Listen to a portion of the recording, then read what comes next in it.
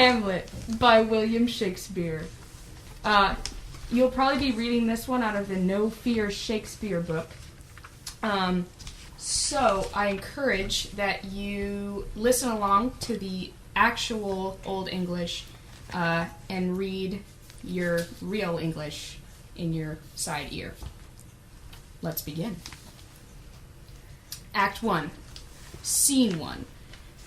Enter Bernardo and Francisco, 2 sentinels. Who's there? Nay, answer me. Stand and unfold yourself. Long live the king. Bernardo. He. You come most carefully upon your hour. 'Tis now struck 12. Get thee to bed, Francisco. For this relief much thanks. 'Tis bitter cold, and I'm sick at heart. Have you had a quiet guard? I'm most stirring. Well, good night. If you do meet Horatio and Marcellus, the rivals of my watch, bid them make haste. I think I hear them. Stand ho! Who's there? Enter Horatio and Marcellus. Friends to this ground. And liegemen to the Dane. Give you good night. Oh, farewell, honest soldier. Who hath relieved you? Bernardo has my place. Give you good night. Exit Francisco. Hola, Bernardo. Say what? Is Horatio there? A piece of him? Welcome, Horatio. Welcome, good Marcellus. What has this thing appeared again tonight? I have seen nothing. Horatio says 'tis but our fantasy, and will not let belief take hold of him, touching his dreaded sight, twice seen of us. Therefore I have entreated him along with us to watch the minutes of this night, that if again this apparition come, he may approve our eyes and speak to it. Tush, tush, 'twill not appear. Sit down a while, and let us once again assail your ears, that are so forfeited against our story, what we have 2 nights seen. Well, sit we down, and let us hear Bernardo speak of this. Last night of all, when yon same star, that's westward from the pole, had made his court to loom part of heaven, where now it burns, Marcellus and myself, the bell then beating one. Enter Ghost. Peace! Break thee off! Look where it comes again! In the same figure like the king that's dead. Thou art a scholar. Speak to it, Horatio. Looks it not like the king? Mark it, Horatio. Most like, it harrows me with fear and wonder. It would be spoke to. Question it, Horatio. Why art thou that usurpest this time of night, together with that fair and warlike form, in which the majesty of buried Denmark did sometimes march? By heaven, I charge thee, speak. See, it stalks away. Stay! Speak! Speak! I charge thee, speak! Exit Ghost. 'Tis gone, and will not answer. How now, Horatio? You tremble and look pale. Is not this something more than fantasy? What think you on it? Before my God, I might not this believe without the sensible and true avouch of my own eyes. Is it not like the king? As thou art to thyself. Such was the very armour he had on. He, the ambitious Norway, combated. So frowned he once, when in an angry parley he smote and sledded Polex on the ice. 'Tis strange. Thus twice before, and jump at his dead hour, with martial stalk hath he gone by a watch. In what particular thought to work I know not, but in the gross and scope of mine opinion, this bodes some strange eruption to our state.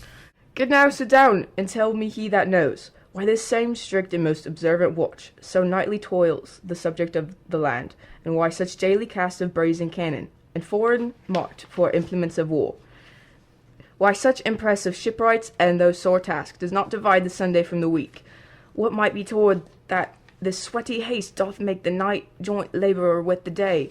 Who isn't that can inform me? That can I. At least the whisper goes so. Our last king, whose image even but now appeared to us, was, as you know, by Fortinbras of Norway.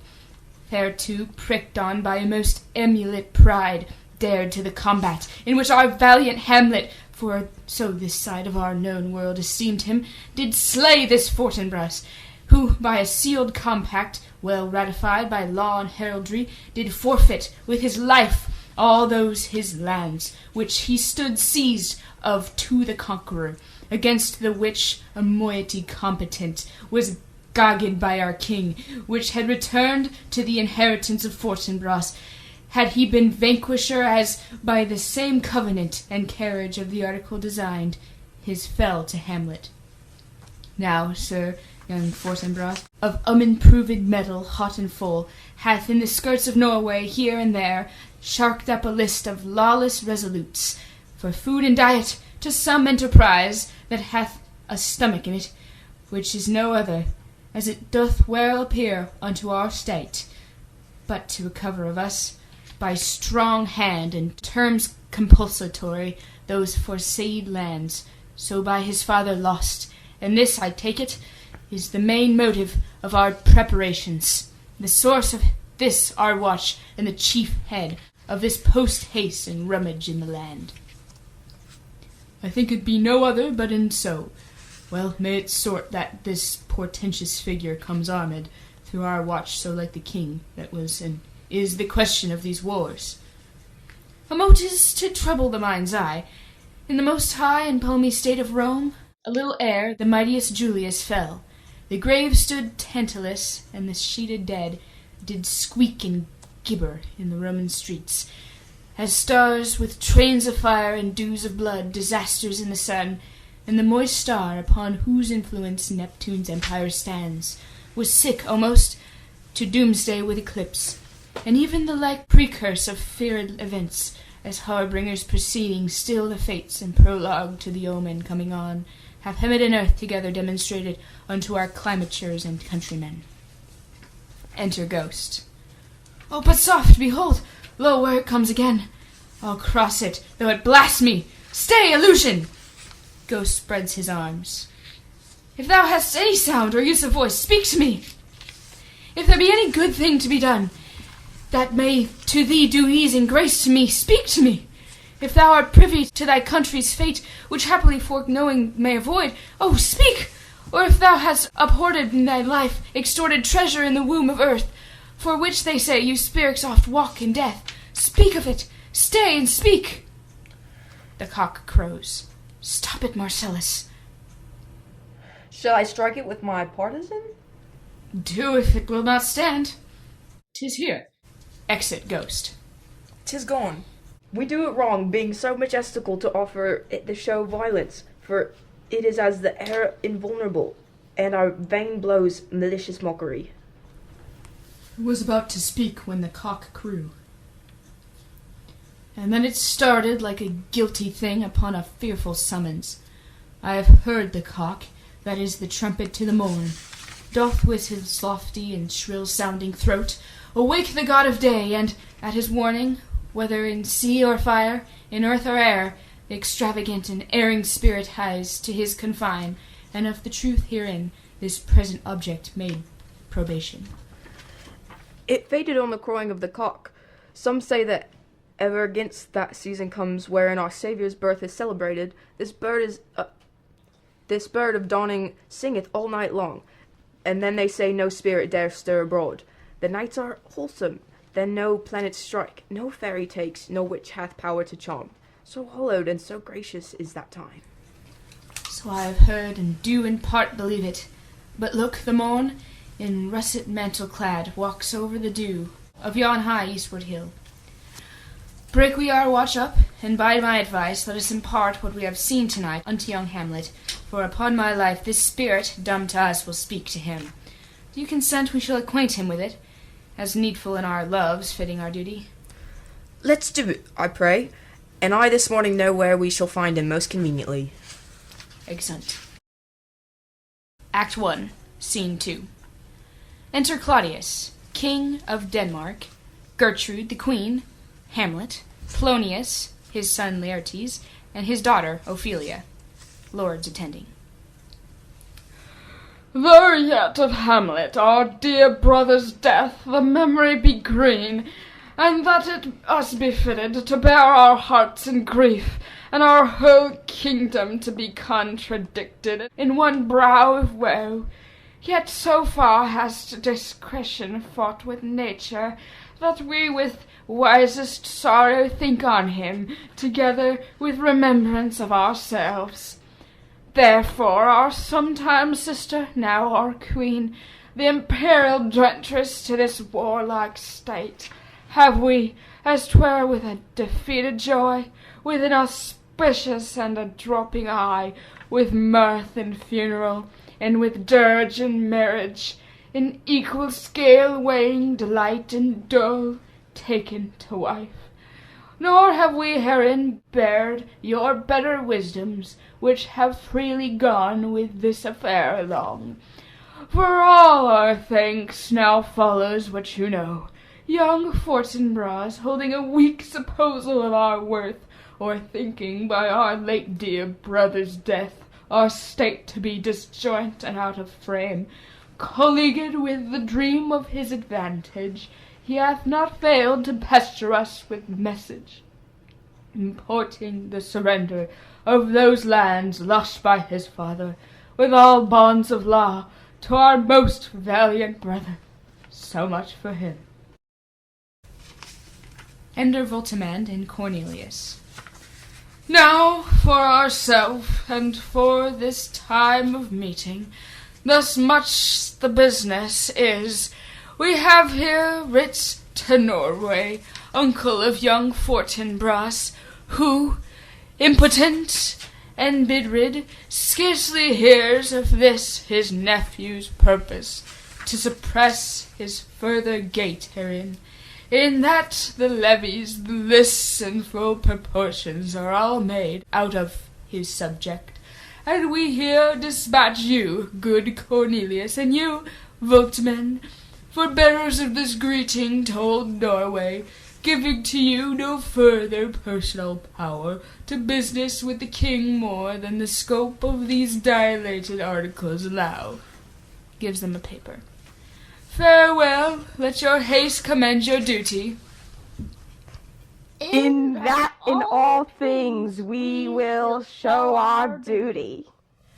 We doubt it nothing. Heartily farewell. Exeunt Voltimand and Cornelius. And now, Laertes, what's the news with you? You told us of some suit. What is it, Laertes? You cannot speak of reason to the Dane, and lose your voice. What wouldst thou beg, Laertes, that shall not be my offer, not thy asking? The head is not more native to the heart, the hand is more instrumental to the mouth, than is the throne of Denmark to thy father. What wouldst thou have, Laertes? My dread lord, your leave and favour to return to France, from whence though willingly I came to Denmark to show my duty in your coronation. Yet, now I must confess, that duty done, my thoughts and wishes bend again toward France, and bow them to your gracious leave and pardon. Have you your father's leave? What says Polonius? He hath, my lord, wrung from me my slow leave by laboursome petition, and at last upon his will I sealed my hard consent. I do beseech you, give him leave to go. Take thy fair hour, Laertes, time be thine, and thy best graces spend in it thy will. But now, my cousin Hamlet, and my son, A little more than kin, and less than kind. how is it that the clouds still hang on you? Not so, my lord, I am too much the sun. Good Hamlet, cast thy nighted colour off, and let thine eye look like a friend on Denmark. Do not for ever with thy veiled lids seek for thy noble father in the dust. Thou knowest 'tis common that all lives must die, passing through nature to eternity. Ay, madam, it is common. If it be, why seems it so particular to thee? Seems, madam? Nay, it is. I know not seems. 'Tis not alone my inky cloak, good mother, nor customary suits of solemn black, nor windy suspiration of false breath, no, nor the fruitful river in the eye, nor the dejected haviour of the visage, together with all forms, moods, shapes of grief, that can denote me truly. These indeed seem for thy are actions that a man might play, but I have that within which passes show. These but the trappings and the suits of woe. 'Tis sweet and commendable in your nature, Hamlet, to give these mourning duties to your father. But you must know your father had lost a father. That father lost his, and thus I were bound, in filial obligation, for some term, to do obsequious sorrow. But to persevere in obstinate condolement is a course of impious stubbornness. 'Tis unmanly grief. It shows a will most incorrect to heaven, a heart unfortified, a mind impatient, an understanding simple and unskilled. For what we know must be and is as common as any the most vulgar thing to sense. Why should we in our peevish opposition take it to heart? Fie! 'Tis a fault to heaven, a fault against the dead, a fault to nature, to reason most absurd, whose common theme is death of fathers, and who still has cried, from the first course until he that died today. This must be so. We pray you, throw to earth this most unprevailing woe, and think of us as a father.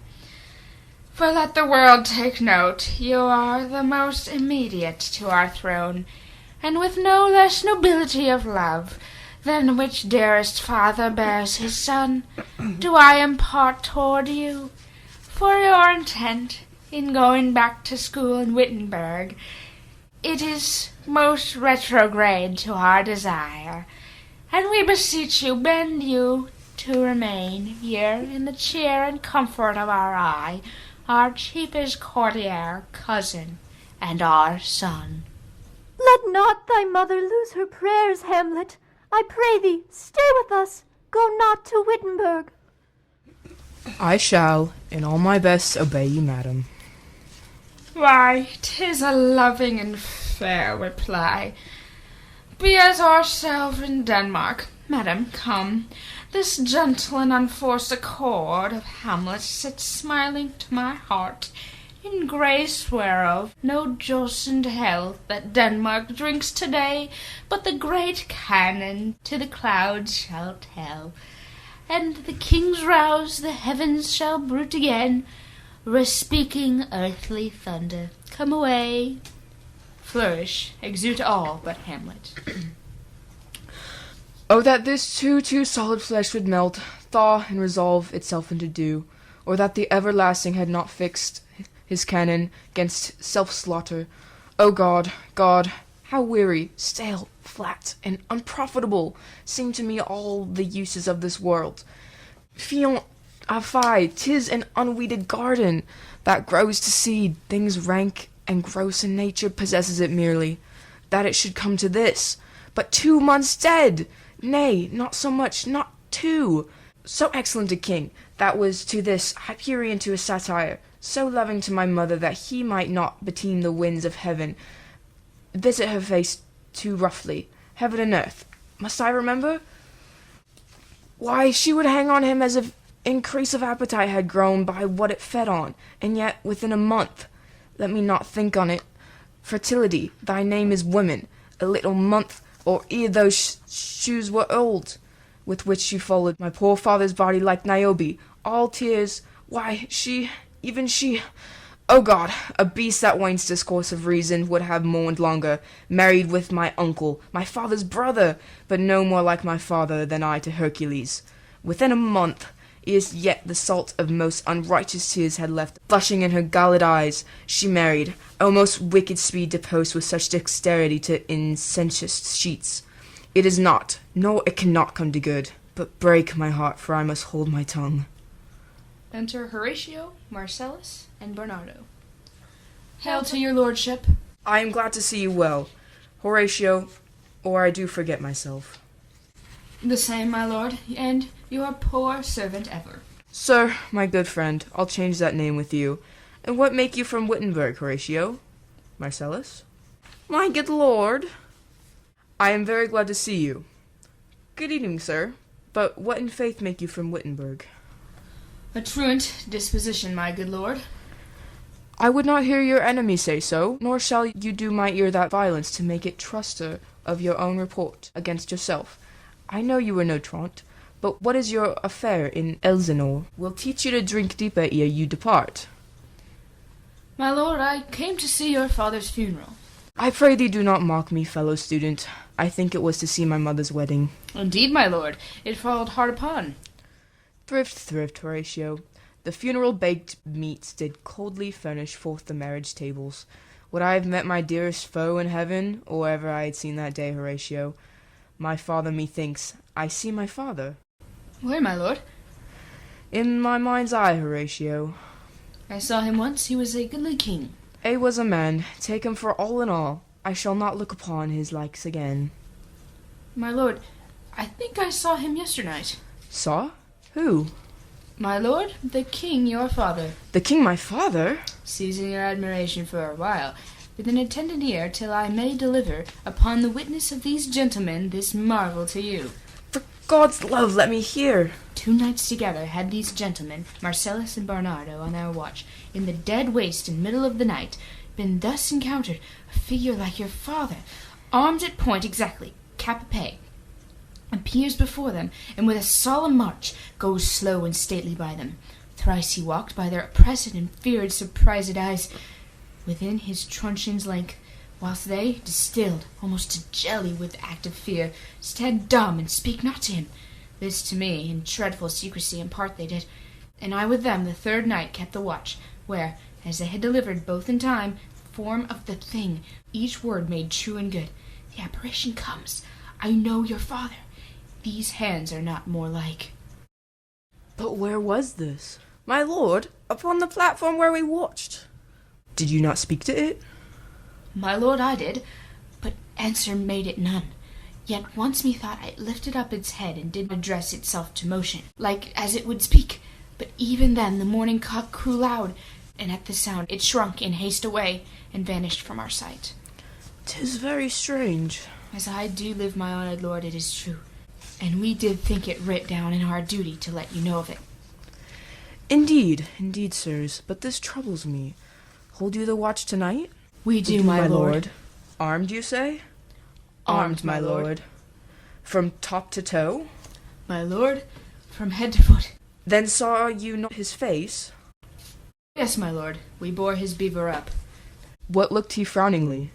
A countenance more in sorrow than in anger. Pale or red? Nay, very pale. And fixed his eyes upon you?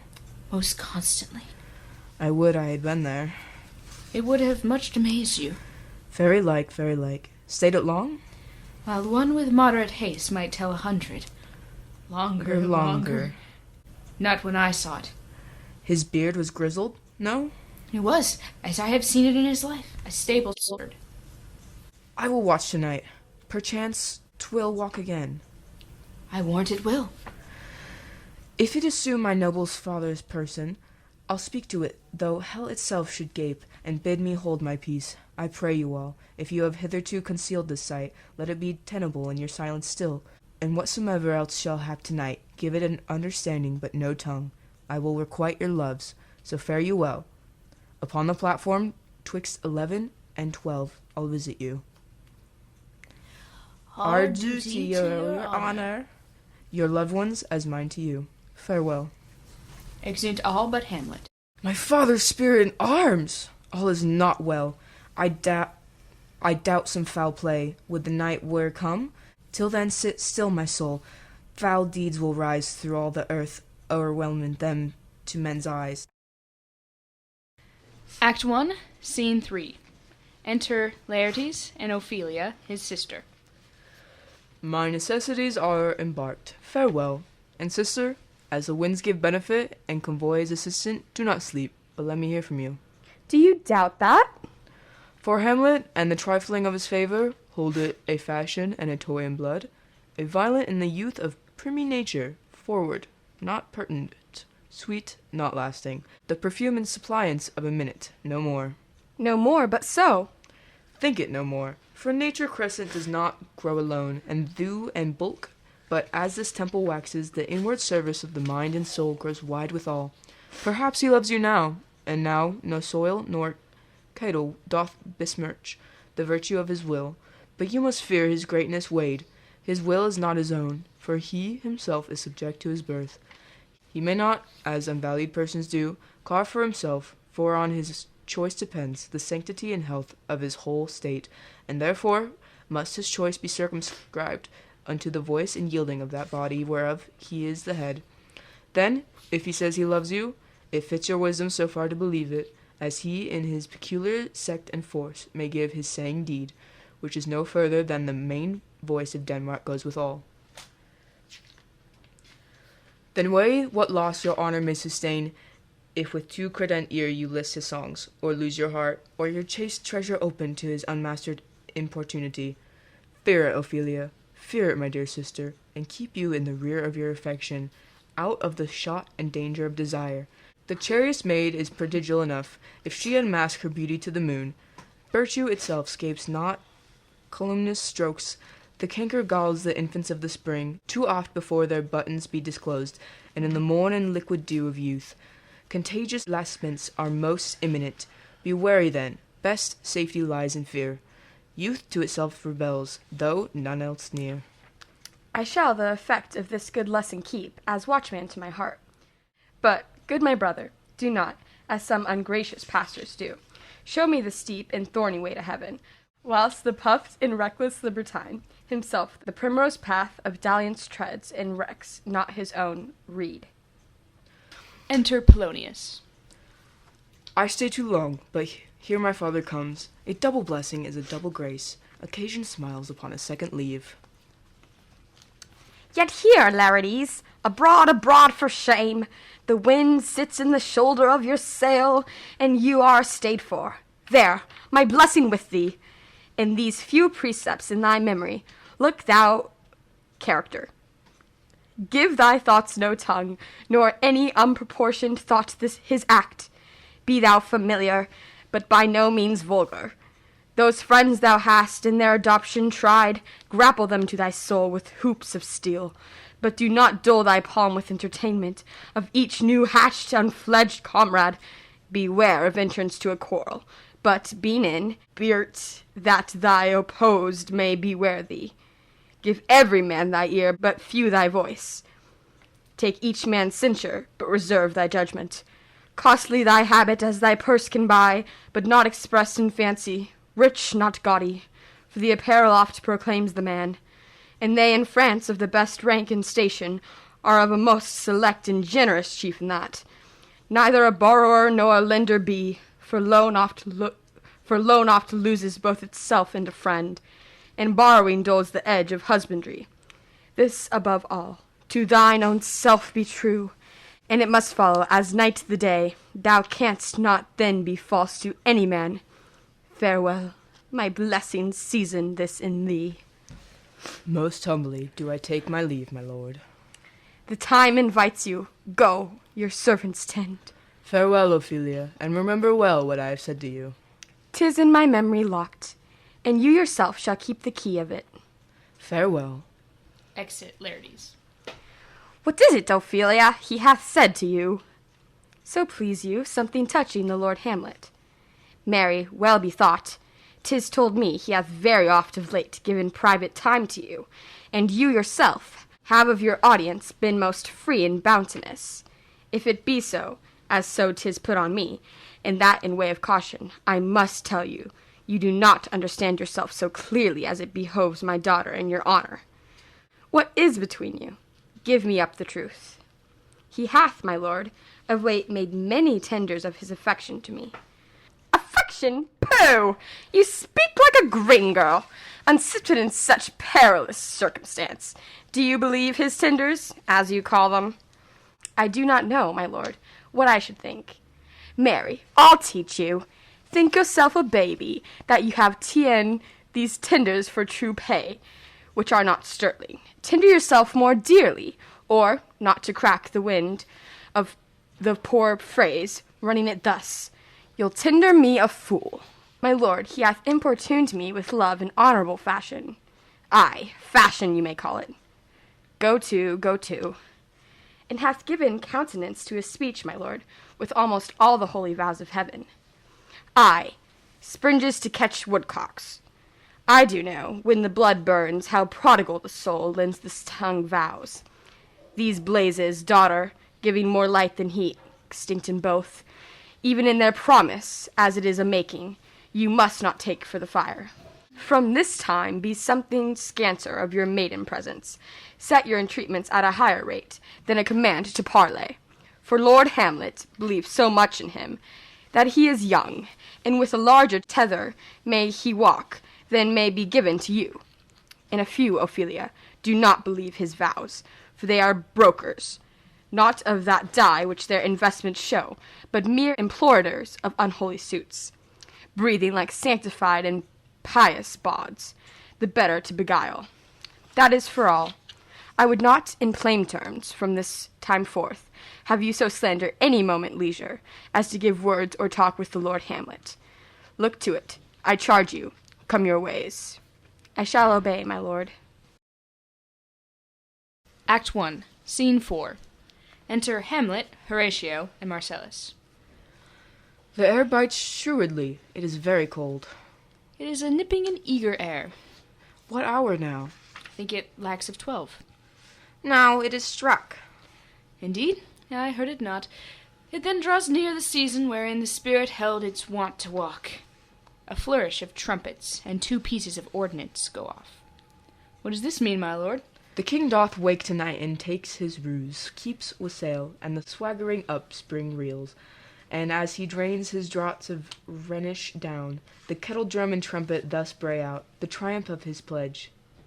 It's a custom. Aye, marry is. But to my mind, though I am native here, and to the manner born, it is a custom, more honoured in the breach than the observance. This heavy-headed reveal east and west makes us traduced and taxed of other nations. They clep us drunkards, and with swinish phrase soil our addition, and indeed it takes from our achievements, though performed at height, the pith and marrow of our attribute. So oft it chances in particular men, that for some vicious mole of nature in them, as in their birth wherein they are not guilty, since nature cannot choose his origin, by their o'ergrowth of some complexion, oft breaking down the pales and forts of reason, or by some habit that too much o'erleavens the form of plausive manners, that these men, carrying, I say, the stamp of one defect, being nature's livery or fortune's star, his virtues else be they as pure as grace, as infinite as man may undergo, shall in the general censor take corruption from that particular fault. The dram of ale doth all the noble substance of a doubt to his own scandal. Enter Ghost. Look, my lord, it comes. Angels and ministers of grace, defend us! Be thou a spirit of health or goblin damned, bring with thee airs from heaven or blast from hell, be thy intents wicked or charitable, thou comest in such a questionable shape that I will speak to thee. I'll call thee Hamlet, king, father, royal Dane. Oh, answer me. Let me not burst in ignorance, but tell why thy canonized bones, harassed in death, have burst their cerements, why the sepulchre wherein we saw thee quietly inurned hath opened his ponderous and marble jaws to cast thee up again. What may this mean, that thou dead corse, again in complete steel, revisits thus the glimpse of the moon, making night hideous, and we fools of nature so horridly to shake our disposition with thoughts beyond the reaches of our souls? Say, why is this? Wherefore? What should we do? Ghost beckons Hamlet. It beckons you to go away with it, as if some impartment did desire to you alone. Look with what courageous action it wafts you to a more removed ground, but do not go with it. No, by no means. It will not speak, then I will follow it. Do not, my lord. Why? What should be the fear? I do not set my life at a pin's fee, and for my soul, what can it do to that? Being a thing immortal as itself, it waves me forth again. I'll follow it. What if it tempt you toward the flood, my lord, or to the dreadful summit of the cliff that beetles o'er his base into the sea, and there assume some other horrible form that which might deprive you of your sovereignty of reason, or draw you into madness? Think of it. The very place puts toys of desperation without more motive into every brain that looks so many fathoms into the sea, and hears it roar beneath. It wafts me still. Go on. I'll follow thee. You shall not go, my lord. Marcellus and Horatio try to hold Hamlet back. Hold off your hands. Be ruled, you shall not go. My fate cries out, and makes each pretty archer in this body, as hardly as the Nemon's lion's nerve. Still am I called. Unhand me, gentlemen. Draws his sword. By heaven, I'll make a ghost of him that lets me. I say, away. Go on, I'll follow thee. Exeunt Ghost and Hamlet. He waxes desperate with imagination. Let's follow. 'Tis not fit thus to obey him. Have after. To what issue will this come? Something is rotten in the state of Denmark. Heaven will direct it. Nay, let's follow him. Exeunt. Act 1, Scene 5. Enter Ghost and Hamlet. Whither wilt thou lead me? Speak, I'll go no further. Mark me. I will.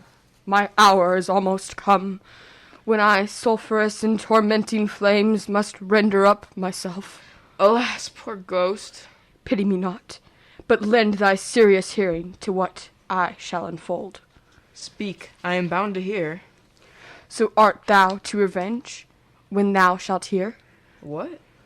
I am thy father's spirit, doomed for a certain term to walk the night, and for the day confined to fast and fires, till the foul crimes done in my days of nature are burnt and purged away.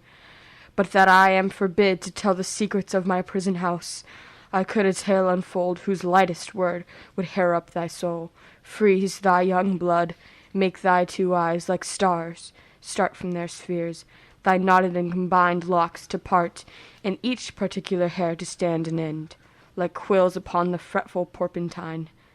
But this eternal blazon must not be to ears of flesh and blood. List, list, oh list, if thou didst ever thy dear father love. Oh God. Revenge his foul and most unnatural murder. Murder? Murder most foul, as in the best it is, but this most foul, strange, and unnatural. Haste me to note, that I with wings as swift as mediation or the thoughts of love may sweep to my revenge. I find thee apt. And duller shouldst thou be than the fat weed, that roots itself in ease on Leith wharf. Wouldst thou not stir in this? Now, Hamlet, hear. 'Tis given out that, sleeping in my orchard, a serpent stung me, so the whole ear of Denmark is by a forged process of my death, rankly abused. But know, thy noble youth, the serpent that did sting thy father's life, now wears his crown. Oh, my prophetic soul! My uncle?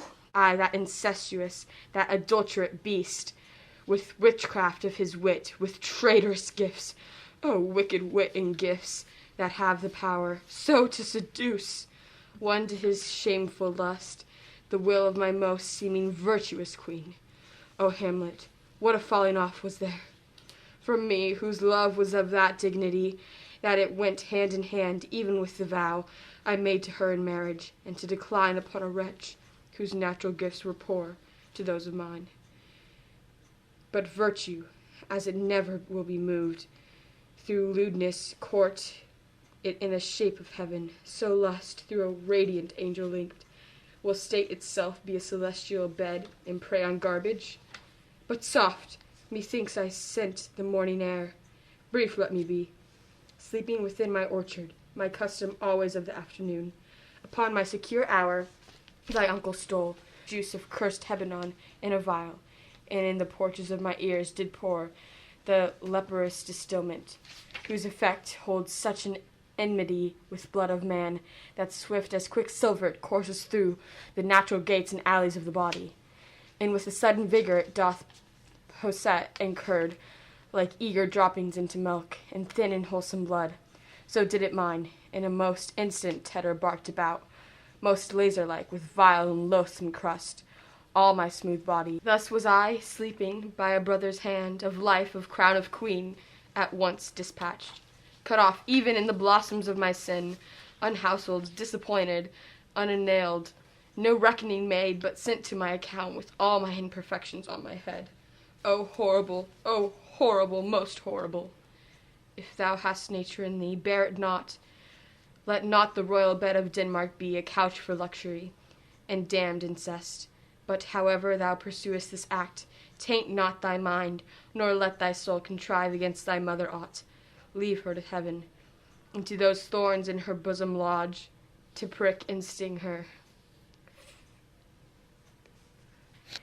The glowworm shows the maiden to be near, and gents to pale his ineffectual fire. Adieu, adieu, adieu, remember me. Excellent. O all you host of heaven, O earth, what else? And shall I couple hell? O fie, hold my heart, and you my sinews grow not instant old, but bear me stiffly up. Remember thee? Ay, thou poor ghost, whiles memory holds a seat in this distracted globe. Remember thee?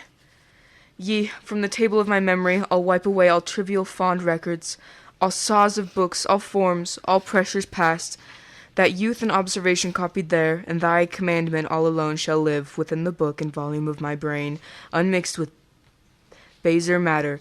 Yes, by heaven, O most pernicious woman, O villain, smiling damned villain, my tables, meet it is, I set it down, that one may smile and be a villain, and that one may smile and be a villain.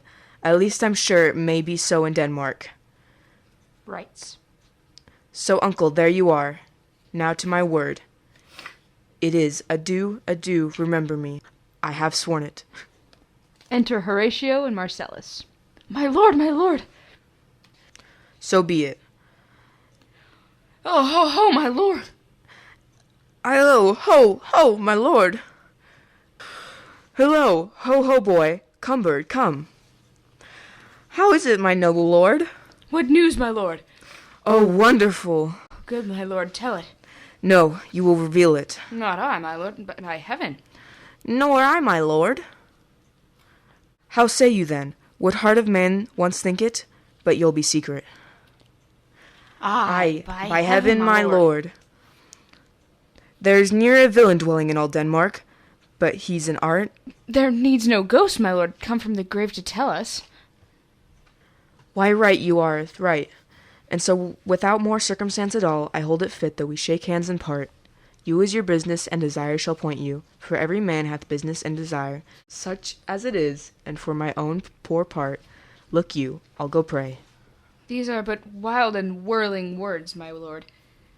I'm sorry they offend you. Heartily. Yes, faith, heartily. There's no offence, my lord. Yes, by St. Patrick, but there is, Horatio, and much offence too. Touching this vision here, it is an honest ghost, that let me tell you, for your desire to know what is between us.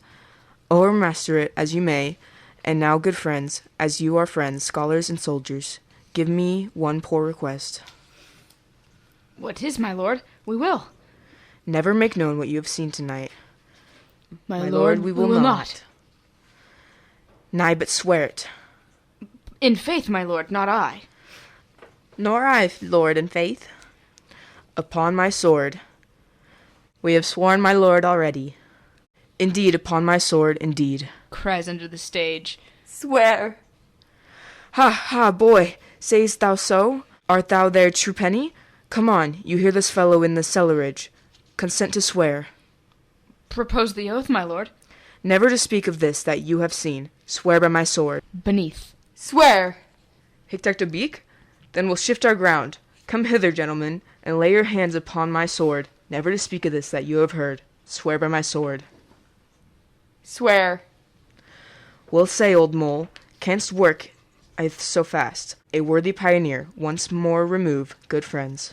Oh, day and night, but this is a wondrous strange.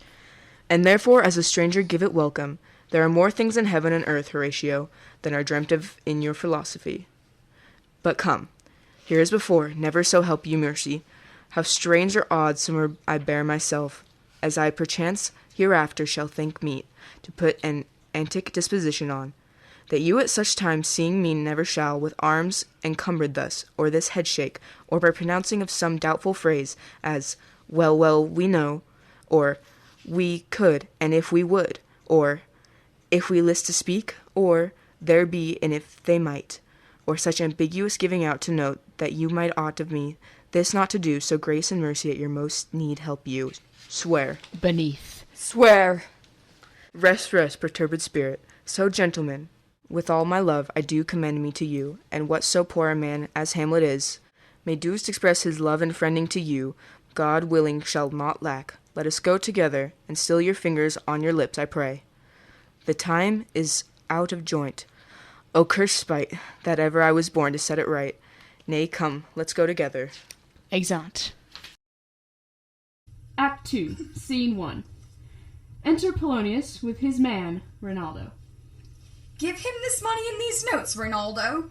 I will, my lord. You shall do marvelous wisely, good Rinaldo, before you visit him to make inquire of his behavior. My lord, I intend to. Marry, well said, very well said.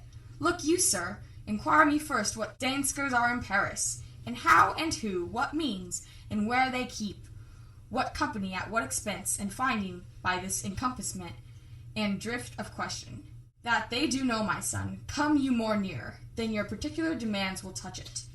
Take you, as 'twere, some distant knowledge of him, and thus I know his father and his friends, and impart him.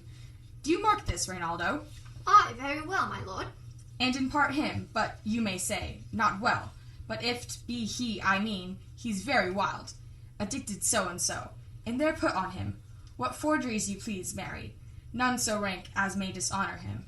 Take heed of that. But, sir, such went on wild and usual slips, as our companies noted and most known to youth and liberty. As gaming, my lord. Aye, or drinking, fencing, swearing, quarrelling, drabbing. You may go so far. My lord, that would dishonor him. Faith, no. As you may season it in the charge. You must not put another scandal on him, that he is open to incontinency. That's not my meaning, but breath his faults so quaintly, that they may seem the taints of liberty, the flash and outbreak of a fiery mind, a savageness in unreclaimed blood of general assaults. But, my lord... Wherefore should you do this? I, my lord, I would know that. Marry, sir, here's my drift, and I believe it is a fetch of warrant. You laying these slight sullies on my son, as 'twere a thing a little soiled I the work. Mark you, your party in converse, him you would sound, having ever seen in the predominant crimes the youth you breathe of guilty. Be assured, he closes you in this consequence. Good sir, or so, or friend, or gentleman, according to the phrase or the addition of man and country. Very good, my lord. And then, sir, does he this? He does. What was I about to say? By the mass, I was about to say something. Where did I leave? At closes in the consequence, at friend or so, and gentleman. At closes in the consequence. Aye, marry. He closes you with thus. I know the gentleman. I saw him yesterday, or the other day. Or then, was such, or such. And, as you say, there was a gaming, or took, or rouse, the falling out at tennis, or, perchance, I saw him enter such a house of sale, videlect, a brother, or so forth. See you now, your bait of falsehood takes this carp of truth, and thus do we of wisdom and of reach, with windlasses and essays of bias, by indirections find directions out. So, by my fourth lecture and advice, shall you, my son. You have me, have you not? My lord, I have. God be with ye. Fare you well. Good, my lord. Observe his inclination in yourself, I shall, my lord. and let him ply his music. Well, my lord. Farewell. Exit Rinaldo. Enter Ophelia. How now, Ophelia? What's the matter? Oh, my lord, I have been so affrighted. With what? I, the name of God? My lord, as I was sewing in my closet, Lord Hamlet, with his doublet all unbrist, no hat upon his head, his stockings fouled, ungartered and down-gyved to his ankle, pale as his shirt, his knees knocking each other, and with a look so piteous in purport, as if he had been loosed out of hell, to speak of horrors, he come before me. Mad for thy love? My lord, I do not know, but truly I do fear it. What said he? He took me by the wrist and held me hard. Then he goes to his length of all his arm, and with the other hand, thus o'er his brow, he falls to such perusal of my face as he would draw it. Long stayed he so, at last, a little shaking of mine arm, and thrice his head thus waving up and down, he raised a sigh so piteous and profound, as it did seem to shatter all his bulk and end his being. That done, he lets me go, and with his hand over his shoulder turned, he seemed to find his way out without his eyes, for out o'er doors he went without their helps, and to the last bended their light on me. Come, go with me. I will go seek the king. This is the very ecstasy of love, whose violent property foredoes itself, and leads the will to desperate undertakings as oft as any passion under heaven. That does afflict our natures. I am sorry. What? Have you given him any hard words of late? No, my good lord, but as you did command, I did repel his letters and denied his access to me. That hath made him mad. I am sorry that with the better heed and judgment I had not quoted him. I feared he did but trifle and meant to wreck thee, but beshrew my jealousy. By heaven, it is as proper to our age to cast beyond ourselves in our opinions, as it is common for the younger sort to lack discretion. Come, go we to the king. This must be known, which, being kept close, might move more grief to hide than hate to utter love. Come. Excellent. Act 2, Scene 2. Flourish. Enter King Claudius and Queen Gertrude, Rosencrantz and Guildenstern in attendance. Welcome, dear Rosencrantz and Guildenstern. Moreover, that we much did long to see you. The need we have to use you did provoke our hasty sending. Something have you heard of Hamlet's transformation, so call it, since north the exterior nor the inward man resembles that it was, what it should be, more than his father's death, that thus hath put him so much from the understanding of himself I cannot dreamt of, and treat you both as being of so young days brought up with him, and since so neighbour to his youth and heavier, that you vouchsafe your rest here in our court, some little time, so by your companies to draw him on the pleasures, and to gather so much as from occasion you may glean, whether aught to as unknown afflicts him thus, that open lies within our remedy. Good gentlemen, he hath much talked of you, and I sure am 2 men there are not living to whom he more adheres. If it will please you to show us so much gentry and goodwill as to expend your time with us a while for the supply and profit of our hope, your visitation shall receive such thanks as fits a king's remembrance. Both your majesties might by the sovereign power you have of us put your dread pleasures more into command than to entreaty. But we both obey, and here give up our service in full bent to lay our service freely at your feet to be commanded. Thanks, Rosencrantz and gentle Guildenstern. Thanks, Guildenstern and gentle Rosencrantz, and I beseech you instantly to visit my too much changed son. Go, some of you, and bring these gentlemen where Hamlet is. Heavens make our peace and our practices pleasant and helpful to him. Aye, amen. Exeunt Rosencrantz and Guildenstern, escorted by attendants. Enter Polonius. The ambassadors from Norway, my good lord, are joyfully returned. Thou still hast been the father of good news. Have I, my lord? I assure my good liege, I hold my duty as I hold my soul, both to my God and to my gracious king. And I do think, or else this brain of mine hunts not the trail of policy so sure, as it hath us to do, that I have found the very cause of Hamlet's lunacy. Oh, speak of that. That I do long to hear. Give first admittance to the ambassadors. My news shall be fruit to that great feast. Thyself do grace to them, and bring them in. Exit Polonius. He tells me, my dear Gertrude, he hath found the head and source of all your son's distemper. I doubted no other but the main, his father's death and our hasty marriage. Enter Polonius with ambassadors Voltimand and Cornelius. Well, we shall sift him. Welcome, my good friends. Say, Voltimand, what from our brother Norway?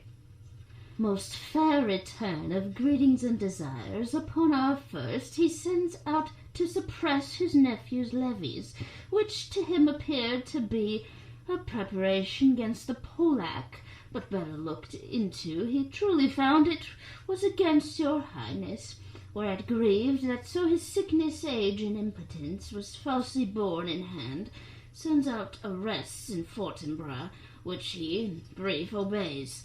Receives rebuke from Norway, and in fine makes vow before his uncle nevermore, to give the say of arms against your majesty, wherein old Norway, overcome with joy, gives him 3,000 crowns an annual fee, and is commissioned to employ those soldiers so levied as before against the Polack, with an entreaty herein further shown, that it might please you to give quiet pass through your dominions for this enterprise, on such regards of safety and allowance as therein are set down.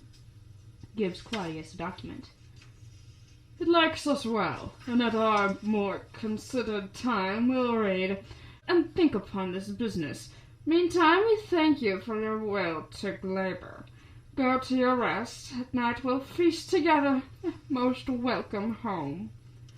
Exit Valdemand and Cornelius. This business is well ended, my liege and madam, to expostulate what majesty should be, what duty is. Why, day is day, night night, and time is time. We're nothing but to waste night, day, and time. Therefore, since brevity is the soul of wit, and tediousness the limbs and outward flourishes, I will be brief. Your noble son is mad. Mad call I it, for, to define true madness, what is it but to be nothing else but mad? But let that go. More matter with less art. Madam, I swear I use no art at all. That he is mad. 'Tis true. 'Tis true, 'tis pity, and pity 'tis true. A foolish figure, but farewell it, for I will use no art. Mad let us grant him then, and now remains that we find out the cause of this effect, or rather say, the cause of this defect, for this effect defective comes by cause. Thus it remains, and the remainder thus. Perpend. I have a daughter, while she is mine, who in her duty and obedience mark, have given me this, now gather and surmise. To the celestial and my soul's idol, the most beautified Ophelia. That's an ill phrase, a vile phrase. Beautified is a vile phrase, but you shall hear. Thus, in her excellent white bosom, these. Came this from Hamlet to her? Good madam, stay a while, I will be faithful. Doubt thou the stars are fire, doubt that the sun doth move, doubt truth to be a liar, but never doubt I love. O dear Ophelia, I am ill at these numbers, I have not art to reckon my groans, but that I love thee best, O most best, believe it, adieu. Thine evermore, most dear lady, whilst this machine is to him, Hamlet. This in obedience hath my daughter shown me, and, more above, hath his solicitings, as they fill out by time, by means and place, all given to mine ear. But how hath she received his love? What do you think of me? As a man faithful and honourable? I would fain prove so. But what might you think, when I had seen this hot love on the wing? As I perceived it, I must tell you that, before my daughter told me, what might you, or dear majesty, your queen here, think, if I had played the desk or table book, or given my heart a winking, mute and dumb, or looked upon this love with idle sight? What might you think? No, I went round to work, and yet my young mistress thus I did bespeak. Lord Hamlet is a prince. Out of thy star, this must not be.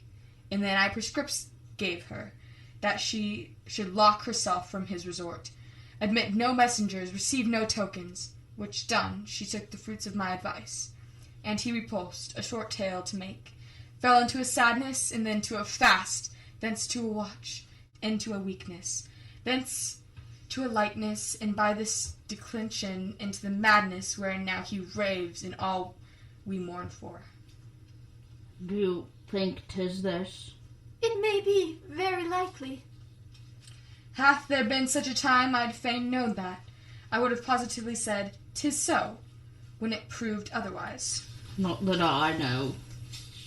Take this from this, if this be otherwise. If circumstance lead me, I will find where the truth is hid, though it were hid, indeed, within the centre. How may we try it further? You know, sometimes he walks for hours together, here in the lobby. So he does, indeed. At such a time, I'll lose my daughter to him. Be you and I behind in our race, then. Make the encounter. If he love her not, and be not from his reason fallen thereon, let me be no assistant for a state, but keep a farm and Carter's. We will try it. But look where sadly the poor wretch comes reading. Away, I do beseech you, both away. I'll board him presently. Exeunt Claudius and Gertrude. Oh, give me leave. How does my good Lord Hamlet? Well, God a mercy. Do you know me, my lord? Excellent well. You are a fishmonger. Not I, my lord. Then I would you were so honest a man. Honest, my lord. Aye, sir, to be honest, as this world goes, is to be one man picked out of 10,000. That's very true, my lord. For if the sun breed maggots in a dead dog, being a good kissing Karen, have you a daughter? I have, my lord. Let her not walk in the sun. Conception is a blessing, but as your daughter may conceive, friend, look to it. How say you by that? Still harping on my daughter.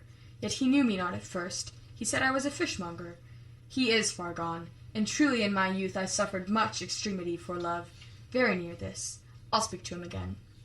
What do you read, my lord? Words, words, words. What is the matter, my lord?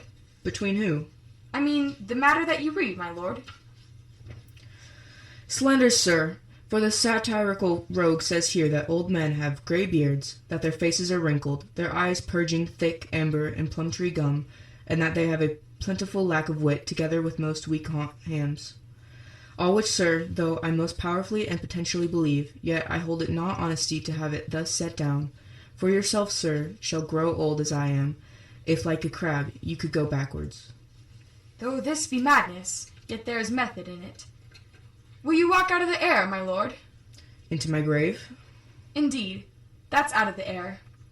How pregnant sometimes his replies are, a happiness that often madness sits on, which reason and sanity could not so prosperously be delivered of. I will leave him, and suddenly contrive the means of meeting between him and my daughter. My honourable lord, I will most humbly take my leave of you. You cannot, sir, take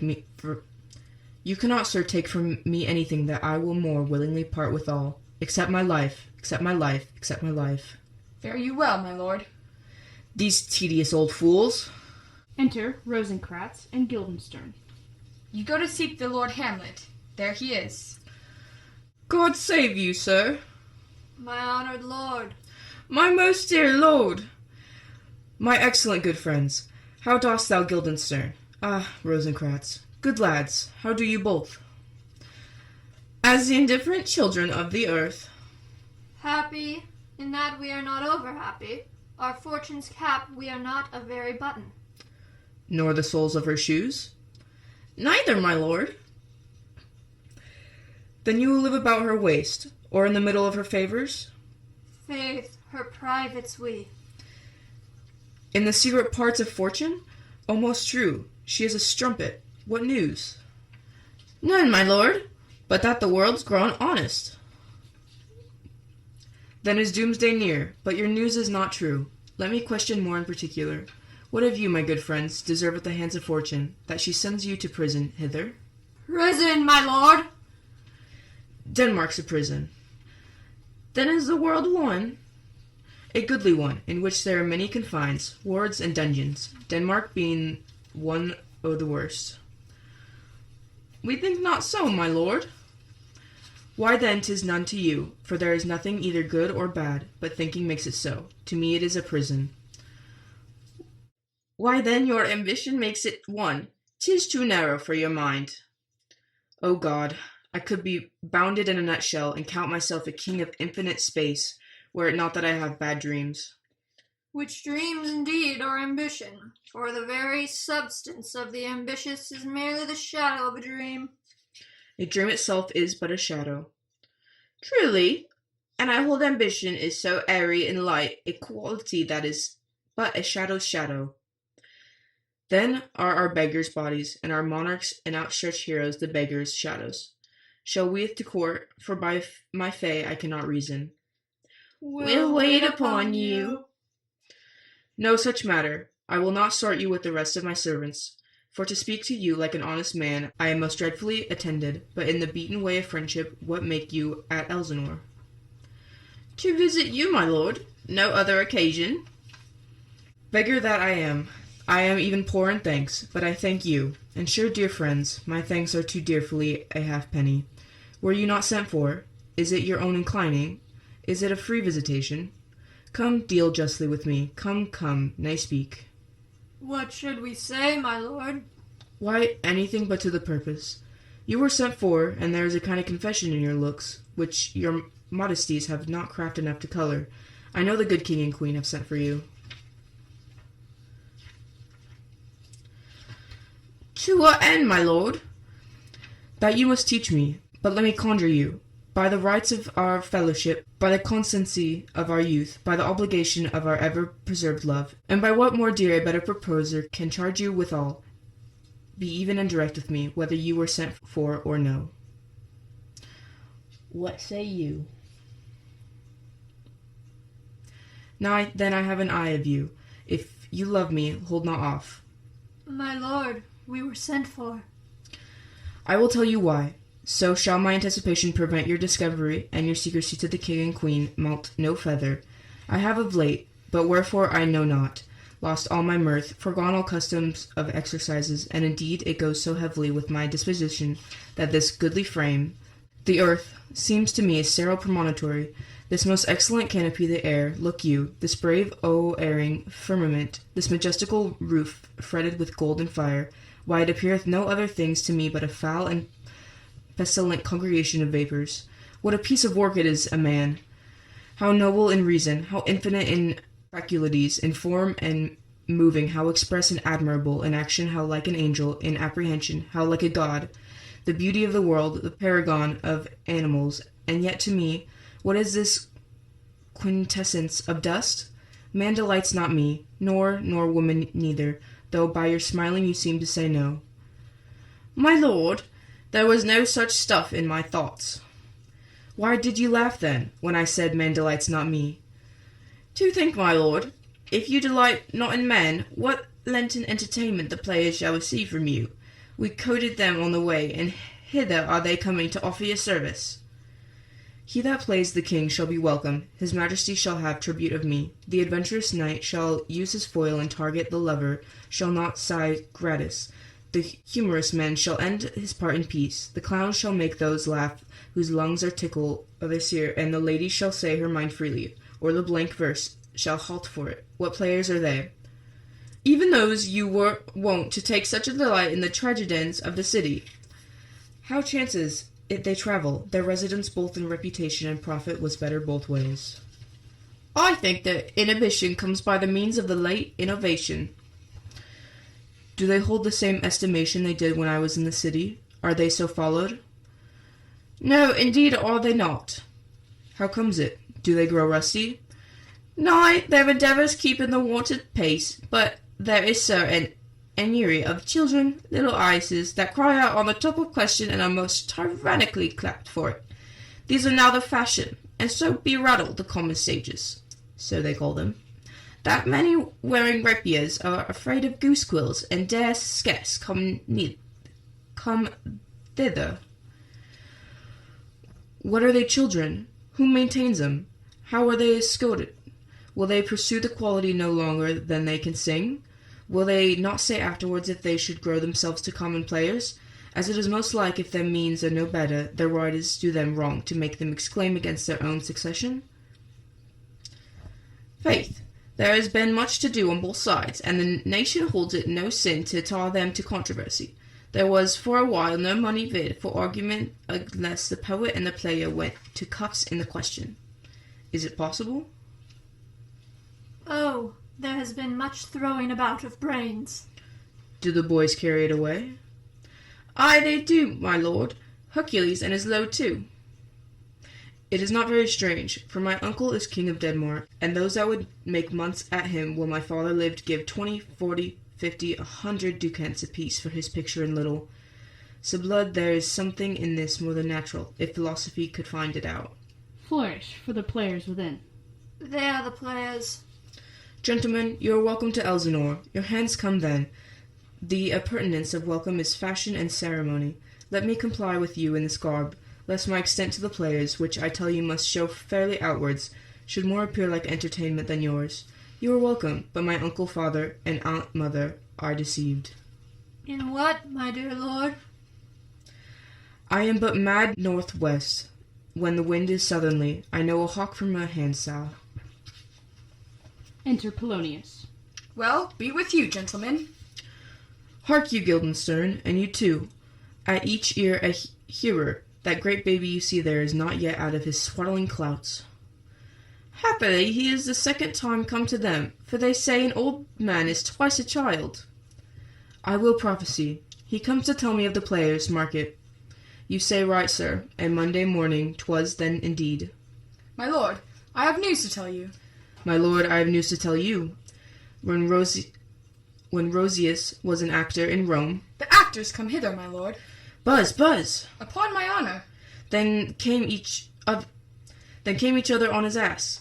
The best actors in the world, either for tragedy, comedy, history, pastoral, pastoral comical, historical pastoral, tragical historical, tragical comical historical pastoral, scene individable, or poem unlimited. Sensa cannot be too heavy, nor Platus too light, for the law of writ and the liberty. These are the only men. O Jephthah, judge of Israel, what a treasure hadst thou!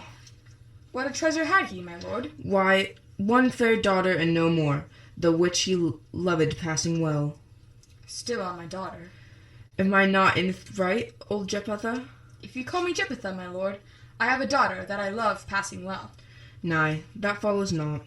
What follows, then, my lord? Why, as by lot God wot, and then you know, it came to pass as more like it was.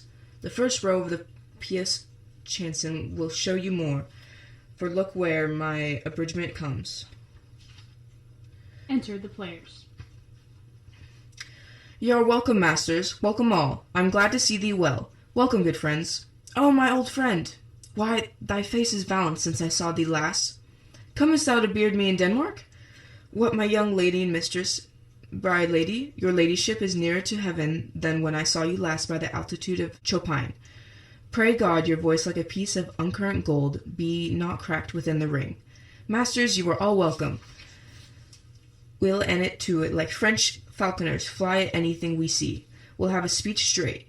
Come give us a taste of your quality. Come, a passionate speech. What speech, my good lord? I heard thee speak me a speech once, but it was never acted, or if it was, not above once. For the play I remember pleased not the million. 'Twas cavalry to the general, but it was, as I received it, and others whose judgments in such matters cried in the top of mine, an excellent play, well digested in the scenes set down with as such modesty as cunning. I remember one said there was no saliets in the lines to make the matter savoury, nor no matter in the phrase that might indict the author of affectation, but called it an honest method as wholesome as sweet, and by very much more handsome than fine. One speech in it I chiefly loved. 'Twas Ennius' tale to Ditto, and thereabout of it especially where he speaks of Priam's slaughter. If it live in your memory, begin at this line. Let me see. The rugged Pyrrhus, like the Hyrcanian beast. 'Tis not so. It begins with Pyrrhus. The rugged Pyrrhus, he whose sable arms, black as his purpose, did the knight resemble when he lay couched in the ominous horse. Hath thou this dread in black complexion smeared with heraldry more dismal, head to foot? Now is he total glue, horridly tricked with blood of fathers, mothers, daughters, sons, baked and impasted with the parching streets that lend a tyrannous and damned light to their lord's murder, roasted in wrath and fire, and thus oricized with a coagulate gore, with eyes like carbuncles, the hellish Pyrrhus, old Ganzire, Priam seeks. So proceed you. For God, my lord, well spoken, with good accent and good discretion. Anon he finds them, striking too short at the Greeks. His antique sword, rebellious to his arm, lies where it falls, repugnant to command. Unequal matched, Pyrrhus at Pyrrhum dives, in rage stretched wide, but with the whiff and wind of his fell sword, the unnerved feather falls. Then senseless Ilym, seeming to feel this blow, with flaming top stoops to his base, and with a hideous crash takes prisoner Pyrrhus's ear. For lo, his sword, which was declining on the milky head of reverend Pyrrhum, seemed ill there to stick, so as a painted tyrant perished, then like a neutral to his will and matter, did nothing. But as we often see, against some storm, as silence in the heavens, the rack stands still, the bold wind speechless, and the orb below as hushed as death. Anon the dreadful thunder doth rend the region. So, after Paris' pause, a roused vengeance sets him anew a work. And never did the Cyclops' hammers fall on Mars' armor forged for proof etern, with less remorse than Paris' bleeding sword now falls on Pyrrhus. Out, out, thy strumpet fortune! All you gods in general synod take away her power, break all the spokes and fellies from her wheel, and ball the round nave down the hill of heaven, as low as to the fiends. This is too long. It shall to the barbers with your beard. Prithee, say on. He's for a jig or a tale of bawdry, or he sleeps. Say on, come to Hebecca. But who, woe, who has steamed the mobile clean? The mobile queen? That's good. The mobile queen is good. Rode barefoot up and down, threatening the flames with bison room. A cloud upon that head, we are late the diadem stood, and for a robe about her lank and all the o'erturned loins. A blanket, in the alarm of fear caught up, who this has seen, with tongue in venom steeped, 'gainst fortune's dead would treason have pronounced. But if the gods themselves did see her then, when she saw Paris make malicious sport, in mincing with his sword her husband's limbs, the instant burst of clamor that she made, unless things mortal moved them not at all, would have made milch the burning eyes of heaven, and passion in the gods. Look, whether he has not turned his colour and has tears in his eyes. Prithee, no more. 'Tis well. I'll have thee speak out the rest of this soon. Good my lord, will you see the players well bestowed? Do you hear? Let them be well used, for they are the abstract and brief chronicles of the time.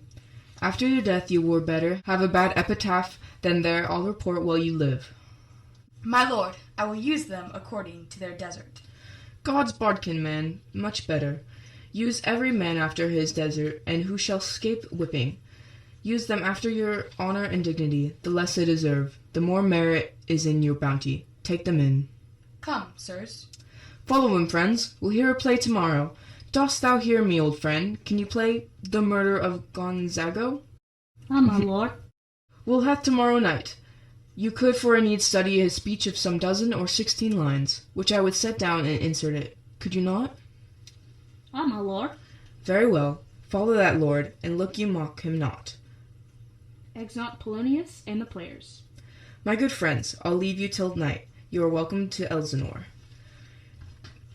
Good, my lord. I so. Goodbye to you. Exeunt Rosencrantz and Guildenstern. What? Now I'm alone. Oh, what a rogue and peasant slave I am. Is it not monstrous that this player here, but in a fiction, in a dream of passion, could force his soul so to his own conceit, that from her working all his visage waned?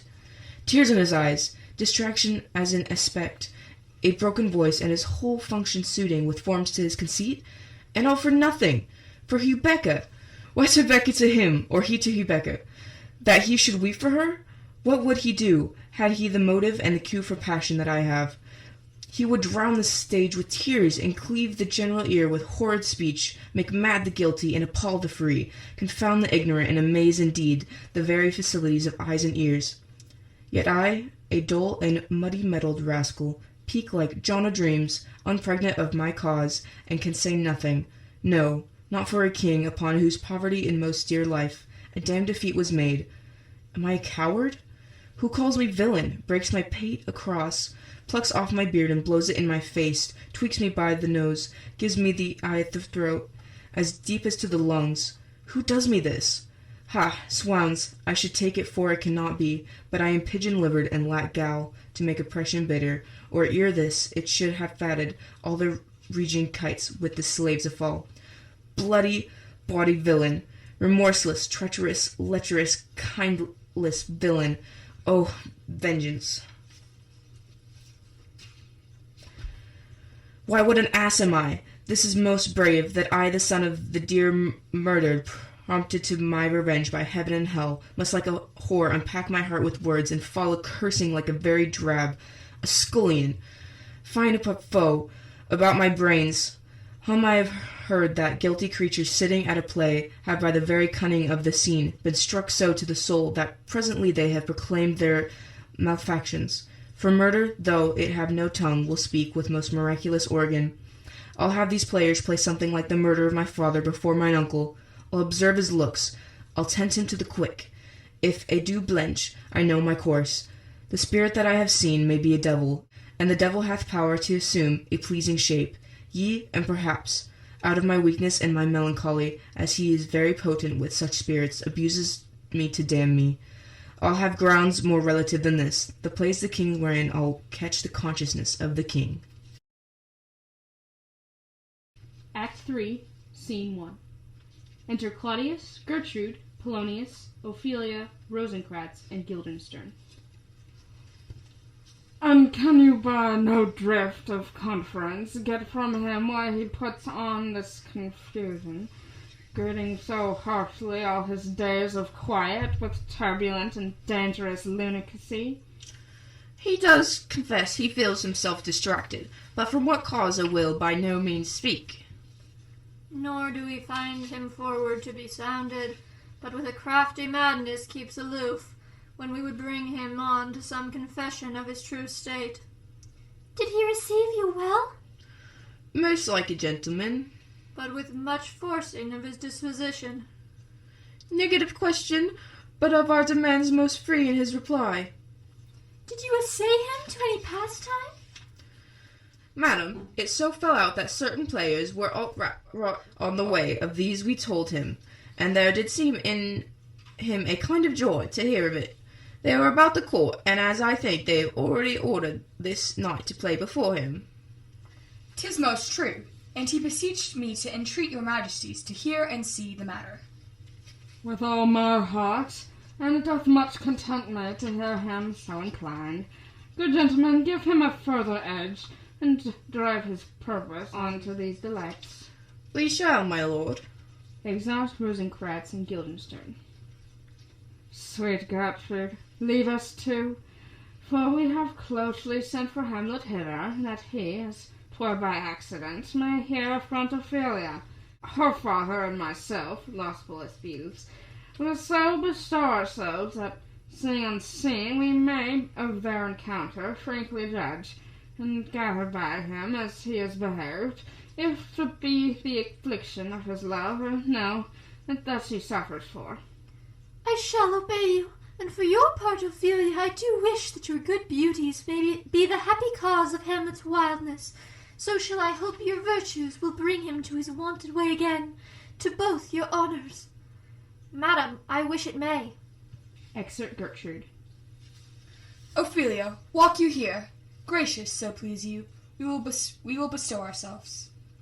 Read on this book, that show of such exercise may colour your loneliness. We are oft to blame in this. 'Tis too much proved, that with devotion's visage and pious action we do sugar o'er the devil himself. Oh, 'tis true, how smart a lash that speech doth give my conscience.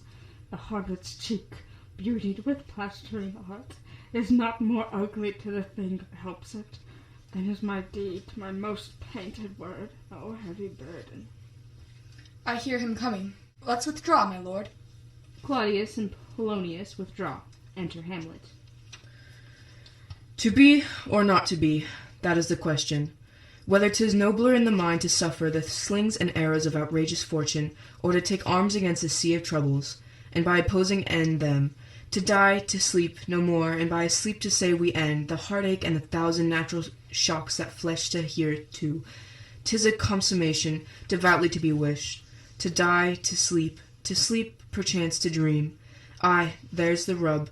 For in that sleep of death, what dreams may come, when we have shuffled off this mortal coil, must give us pause. There's the respect that makes calamity of so long life. For who would bear the whips and scorns of time, the oppressor's wrong, proud man's contumely, the pangs of despised love, the law's delay, the insolence of office, and the spurns that patent merit of unworthy takes. When he himself might his quietest make with a bare bodkin, who would fardels bear, to grunt and sweat under a weary life, but that the dread of something after death, the undiscovered country from whose bourne no traveller returns, puzzles the will, and makes us rather bear those ills we have than fly to others that we know not of.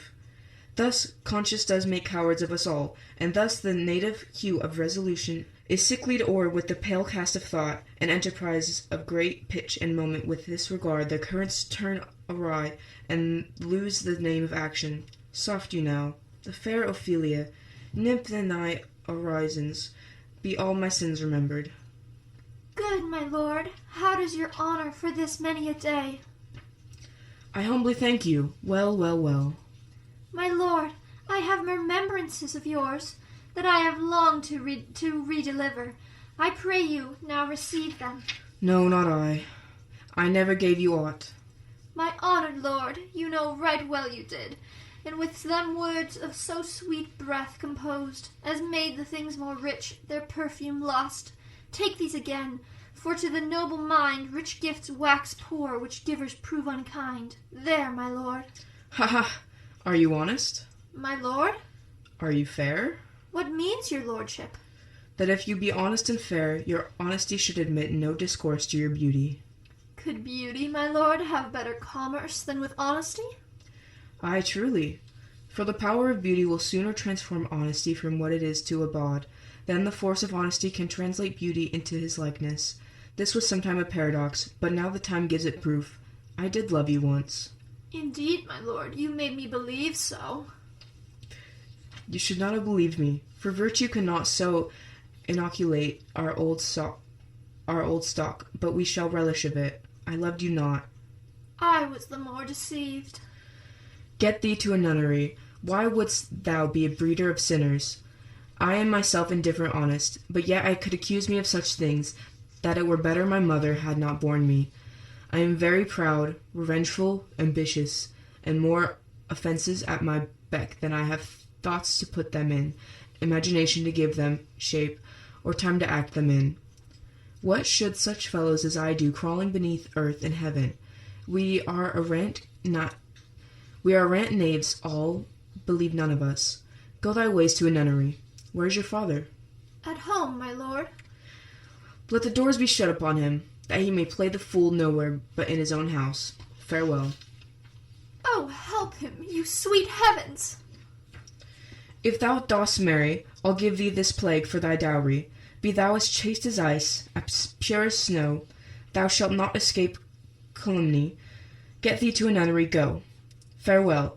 Or if thou wilt needs, marry a fool. For wise men know well enough what monsters you make of them. To a nunnery go, and quickly too. Farewell. Oh, heavenly powers, restore him! I have heard of your pains too. Well enough. God hath given you one face, and you make yourself another. You jig, you amble, and you lisp, you nickname God's creatures, and make your wantonness your ignorance. Go to, I'll no more on it. It hath made me mad. I say we will have no more marriages.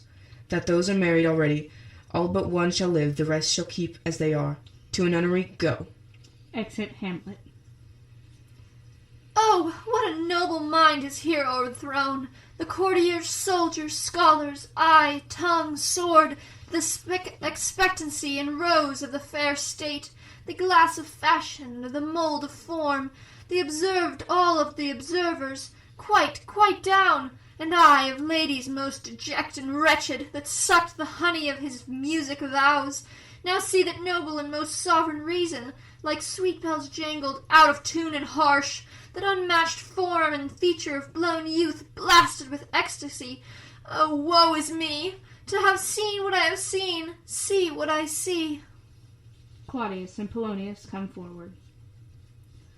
Love, his affections do not that way tend, nor for what he spake, though it lacked form a little, was not like madness. There is something in his soul over which his melancholy stirs unbrewed. And I do doubt the hatch and the discourse will be some danger, which to prevent I have in quick determination. Thus set it down, he shall with speed to England for the demand of our neglected tribute. Haply the seas and countries different with variable objects to expel this is something settled matter in his heart, whereon his brain still beating puts him thus from fashion of himself. What think you on it? It shall do well. But yet do I believe the origin and commencement of his grief sprung from neglected love. How now, Ophelia? You need not tell us what Lord Hamlet said. We heard it all. My lord, do as you please. But, if you hold it fit, after the play, let his queen mother all alone entreat him to show his grief. Let her be round with him, and all be placed, so please you, in the ear of their conference. If she find him not, to England send him, or confine him where your wisdom best shall think. It shall be so. Madness in the great ones must not unwatched go. Act 3, Scene 2. Enter Hamlet and players. Speak the speech, I pray you, as I pronounced it to you, trippingly on the tongue. But if you mouth it as many of our players do, I had as thief the town crier spoke my lines. Nor do not saw the air too much with your hand thus, but use all gently, for in the very torrent, tempest, and, as I may say, whirlwind of your passion, you must acquire and beget a temperance that may give it smoothness. Oh, it offends me to the soul to hear a robustness, perwig-pated fellow tear a passion to trotters, to very rags, to split the ears of the groundlings, who for the most part are capable of nothing but inexplicable dumb shows and noise. I would have such a fellow whipped for overdoing termagant. It out Herod's Herod, pray you, avoid it. A word, your honour. Be not too tame neither, but let your own discretion be your tutor. Suit the action to the word to the action, with this special observance that you o'erstep not the modesty of nature, for anything so e'er done is from the purpose of playing, whose end both at the first and now was and is to hold as 'twere the mirror up to nature, to show virtue her own feature, scorn her own image, and the very age and body of time his form and pressure. Now this overdone or come tardy off, though it makes the unskilful laugh, cannot but make the judice grieve, the censure of the which one must in your allowance aware a whole theatre of others. Oh, there be players that I have seen play, and heard others praise, and that highly, not to speak of it profanely, that neither having the accent of Christians, nor the gait of Christian, pagan, nor man, have so strutted and bellowed, that I have thought some of nature's journeymen had made men, and not made them well, they imitated humanity so abominably. I hope we have reformed that indifferently with us, sir. Oh, reform it altogether, and let those that play your clowns speak no more than it is set down for them, for there be of them that will themselves laugh, to set up some quantity of barren spectators to laugh too, though in the meantime some necessary questions of the play be then to be considered. That's villainous, and shows a most painful ambition in the fool that uses it. Go make you ready.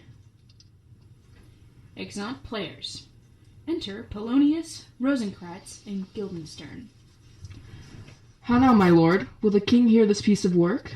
And the queen, too, and that presently. Bid the players make haste. Exit Polonius. Will you two help to hasten them? We will, my lord. What ho, Horatio? Enter Horatio. Here, sweet lord, at your service. Horatio, thou art as just a man, as e'er my conversation cope withal. Oh, my dear lord. Now I do not think I flatter, for what advancement may I hope from thee, that no revenue hast but thy good spirits, to feed and clothe thee? Why should the poor be flattered? No, let the candied tongue lick absurd pomp, and crook the pregnant hinges of the knee, where thrift may follow fawning. Dost thou hear? Since my dear soul was mistress of her choice, and could of men distinguish her election, shath sealed thee for herself, for thou hast been, as one in suffering, all that suffers nothing, a man that fortune's buffets and rewards hast ta'en with equal thanks. And blessed are those whose blood and judgment are so well commeddled, that they are not a pipe for fortune's finger, to sound what stop she please. Give me that man that is not passion's slave, and I will wear him in my heart's core, In my heart of heart, as I do thee, something's too much of this. There is a play tonight before the king. One scene of it comes near the circumstance which I have told thee of my father's death. I prithee, when thou seest the act afoot, even with the very comment of thy soul, observe my uncle. If his acquittal guilt do not itself unkennel in one speech, it is damned ghosts that we have seen, and my imaginations are as foul as Vulcan's stithy. Give him heedful note, for I mind's eye will rivet to his face, and after we both our judgments join in censure of his seeming. Well, my lord, if he steal out the whilst this play is playing, and escape detecting, I will pay the thief. Danish march. Sound a flourish. Enter King Claudius, Queen Gertrude, Polonius, Ophelia, Rosencrantz, Guildenstern, and other lords attendant with Claudius's guard carrying torches. They are coming to the play. I must be idle. Get you a place. How fares our cousin Hamlet? Excellent, I faith, of the chameleon's dish. I eat the air promise crammed. You cannot feed capons so. I have nothing with this answer, Hamlet. These words are not mine. No, nor mine now. My lord, you played once at university, you say. That I did, my lord, and was accounted a good actor. And what did you enact? I did enact Julius Caesar. I was killed in the Capitol. Brutus killed me. It was a brute part of him to kill so capital a calf there. Be the players ready? Aye, my lord. They stay upon your patience. Come hither, my dear Hamlet, sit by me. No, good mother. Here's metal more attractive. Oh ho! Do you mark that? Lady, shall I lie in your lap? No, my lord. I mean, my head upon your lap. Aye, my lord. Do you think I meant country matters? I think nothing, my lord. That's a fair thought, to lie between maids' legs. What is, my lord? Nothing. You are merry, my lord. Who, I? Aye, my lord. Oh God, you're only jig-maker. What should a man do but be merry? For look how you cheerfully my mother looks, and my father died within 2 hours. Nay, 'tis twice 2 months, my lord. So long! Nay, then let the devil wear black, for I'll have a suit of sables. Oh, heavens! Die 2 months ago, and not forgotten yet? Then there's hope a great man's memory may outlive his life, half a year, but bride lady and must build churches then, or else shall a suffer not thinking on, with the hobby horse, whose epitaph is, for oh, the hobby horse is forgot. Trumpets sound. The dumb show begins. Enter a king and a queen very lovingly. The queen embracing him and he her. She kneels and makes show of protestation unto him. He takes her up and declines his head upon her neck, lays him down upon a bank of flowers. She, seeing him asleep, leaves him.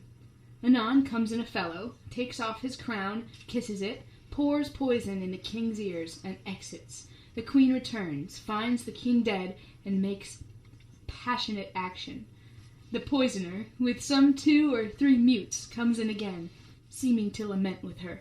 The dead body is carried away. The poisoner woos the queen with gifts. She seems loath and unwilling a while, but in the end accepts his love. Exeunt players. What means this, my lord? Mary, this is Mitching Michello. It means mischief.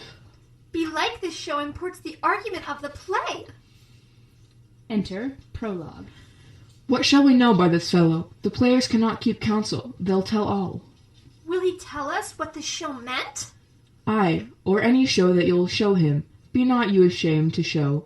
He'll not shame to tell you what it means.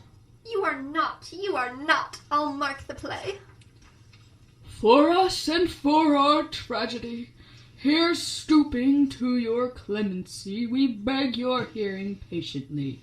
Is this a prologue, or the posy of a ring? 'Tis brief, my lord. As woman's love. Enter player king and player queen. Full 30 times hath Phoebus's cart gone round, Neptune's salt wash and Tellus' orbit ground, and 30 dozen moons with borrowed sheen about the world have times 12 30's been, since love our hearts and Hymen did our hands unite committal in most sacred bands. So many journeys may the sun and moon make us again count o'er ere love be done. But woe is me, you are so sick of late, so far from cheer and from your former state, that I distrust you. Yet, though I distrust, discomfort you, my lord, if nothing must. For women fear too much, even as they love, and woman's fear and love hold quantity in neither aught or in extremity. Now what my love is, truth has made you know, and as my love is sized, my fear is so. Where love is great, the littlest doubts are fear. Where little fears grow great, great love grows there. Faith, I must leave thee, love, and shortly too. My operant powers their functions leave to do, and thou shalt live in this fair world behind, honoured, beloved, and happily one as kind. For husband shalt thou, oh, confound the rest! Such love must needs be treason in my breast. In second husband let me be accursed! None wed the second but who killed the first. That's wormwood. Wormwood. The instances that second marriage move are base respects of thrift, but none of love. A second time I kill my husband dead, when second husband kisses me in bed. I do believe you think what now you speak, but what we do determine off we break. Purpose is but the slave to memory, a violet birth but poor validity, which now like fruit unripe sticks on the tree, but fall unshaken when they mellow be. Most necessary 'tis that we forget to pay ourselves to what ourselves is debt. What to ourselves in passion we propose, the passion ending doth the purpose lose. The violence of either grief or joy their own enactures with themselves destroy. Where joy most reveals, grief doth most lament. Grief joys, joy grieves on slender accident. This world is not for aye, nor 'tis not strange that even our loves should with our fortunes change. For 'tis a question left us yet to prove, whether love lead fortune, or else fortune love. The great man down, you mark his favourite flies. The poor advance, makes friends of enemies, and hitherto doth love on fortune tend. For who doth not need shall never lack a friend, and who in want a hollow friend doth try, directly seasons him his enemy. But orderly to end where I begun, our wills and fates do so contrary run, that our devices still are overthrown. Our thoughts are ours, their ends none of our own. So think thou wilt no second husband wed, but die thy thoughts when thy first lord is dead. No earth give me food, no earth give to me, no earth to me give food, nor heaven light. Sport and repose lock from me day and night. To desperation turn my trust and hope. An anchor's chair in prison be my scope. Each opposite that blanks the face of joy, meet what I would have well and it destroy. Both here and hence pursue me lasting strife, if once a widow ever I be wife. If she should break it now. 'Tis deeply sworn, sweet leave me here while my spirits grow dull, and fain I would beguile the tedious day with sleep. The player king sleeps. Sleep rock thy brain, and never come mischance between us twain. Exit player queen. Madam, how like you this play? The lady doth protest too much, methinks. Oh, but she'll keep her word. Have you heard the argument? Is there no offence in't? No, they do but jest. Poison in jest. No offence in it would. No offence in its world. What do you call the play? The Mousetrap. Marry how? Tropically. This play is the image of a murder done in Vienna. Gonzago is the duke's name, his wife Baptista. You shall see anon. 'Tis a novice piece of work. But what o' that? Your Majesty, and we that have free souls, it touches us not. Let the gala jade winch, our withers are unwrung. Enter Lucianus. This is one Lucianus, nephew to the king. You are as good as the chorus, my lord. I could interpret between you and your love if I could see the puppets dallying. You are keen, my lord, you are keen. It would cost you a groaning to take off mine edge. Still better and worse. So you mistake your husbands. Begin murder, leave thy damnable faces, and begin. Come, the croaking raven doth bellow for revenge. Thoughts black, hands apt, drugs fit, and time agreeing, Confederate season, else no creature seen. Thou mixture rank of midnight weeds collected, which Hacate's bane thrice blasted, thrice infected. Thy natural magic and dire property on wholesome life usurp immediately. Pours poison into player king's ears. It poisons him in his garden for a state. His name's Gonzago. The story is extant and written in very choice Italian. You shall see anon how the murderer gets the love of Gonzago's wife. Claudius stands up. The king rises. What, frightened with false fire? How fares my lord? Give o'er the play. give me some light, away! Lights! Lights! Lights! Commotion. Exeunt all but Hamlet and Horatio. Why, let the strucken deer go weep, the heart ungalled play, for some much watch while some must sleep. Thus runs the world away. Would not this, sir, and a forest of feathers, if the rest of my fortunes turn Turk with me, with 2 provincial roses on my raised shoes, get me a fellowship in a cry of players, sir? Half a share. A whole one, I. For thou dost know, O Damon dear, this reel dismantled was of Jove himself, and now reigns here, a very, very pajock. You might have rhymed. Oh, good, Horatio. I'll take the ghost's word for £1,000. Didst perceive? Very well, my lord. Upon the talk of the poisoning? I did very well note him. Aha! Come some music. Come the recorders. For if the king like not the comedy, why then, belike he likes it not parody. Come, some music. Enter Rosencrantz and Guildenstern. Good, my lord. Vouch me a word safe with you. Sir, a whole history. The king, sir, Aye, sir. What of him? is in his retirement marvellous distempered. With drink, sir? No, my lord, rather with colour. Your wisdom should show itself more richer to signify this to his doctor, for me to put him to his purgation would perhaps plunge him into far more choler.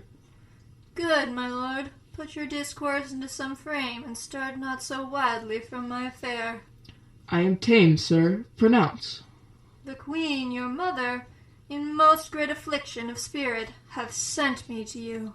You are welcome. Nay, good my lord, this courtesy is not of the right breed.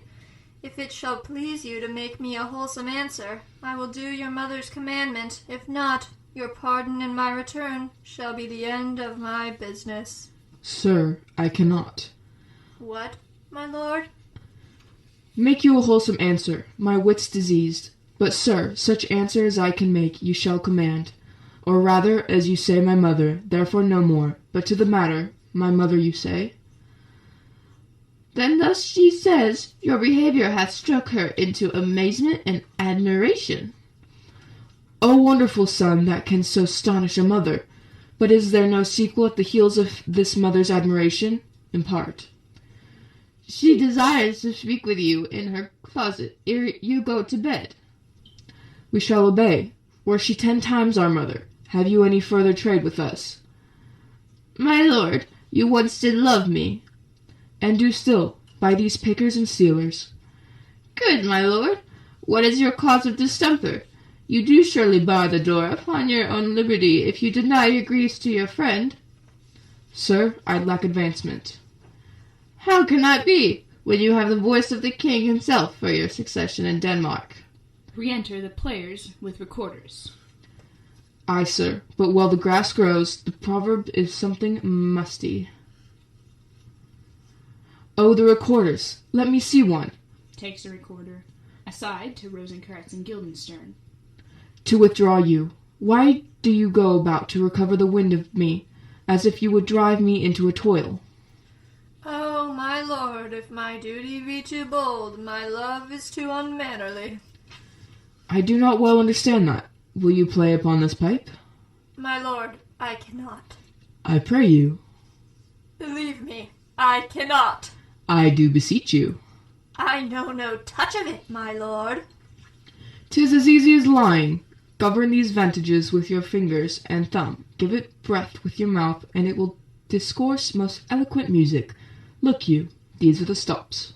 But these cannot, I command, to any utterance of harmony. I have not the skill. Why, look you now, how unworthy a thing you make of me. You would play upon me. You would seem to know my stops. You would pluck out the heart of my mystery. You would sound me from my lowest note to the top of my compass.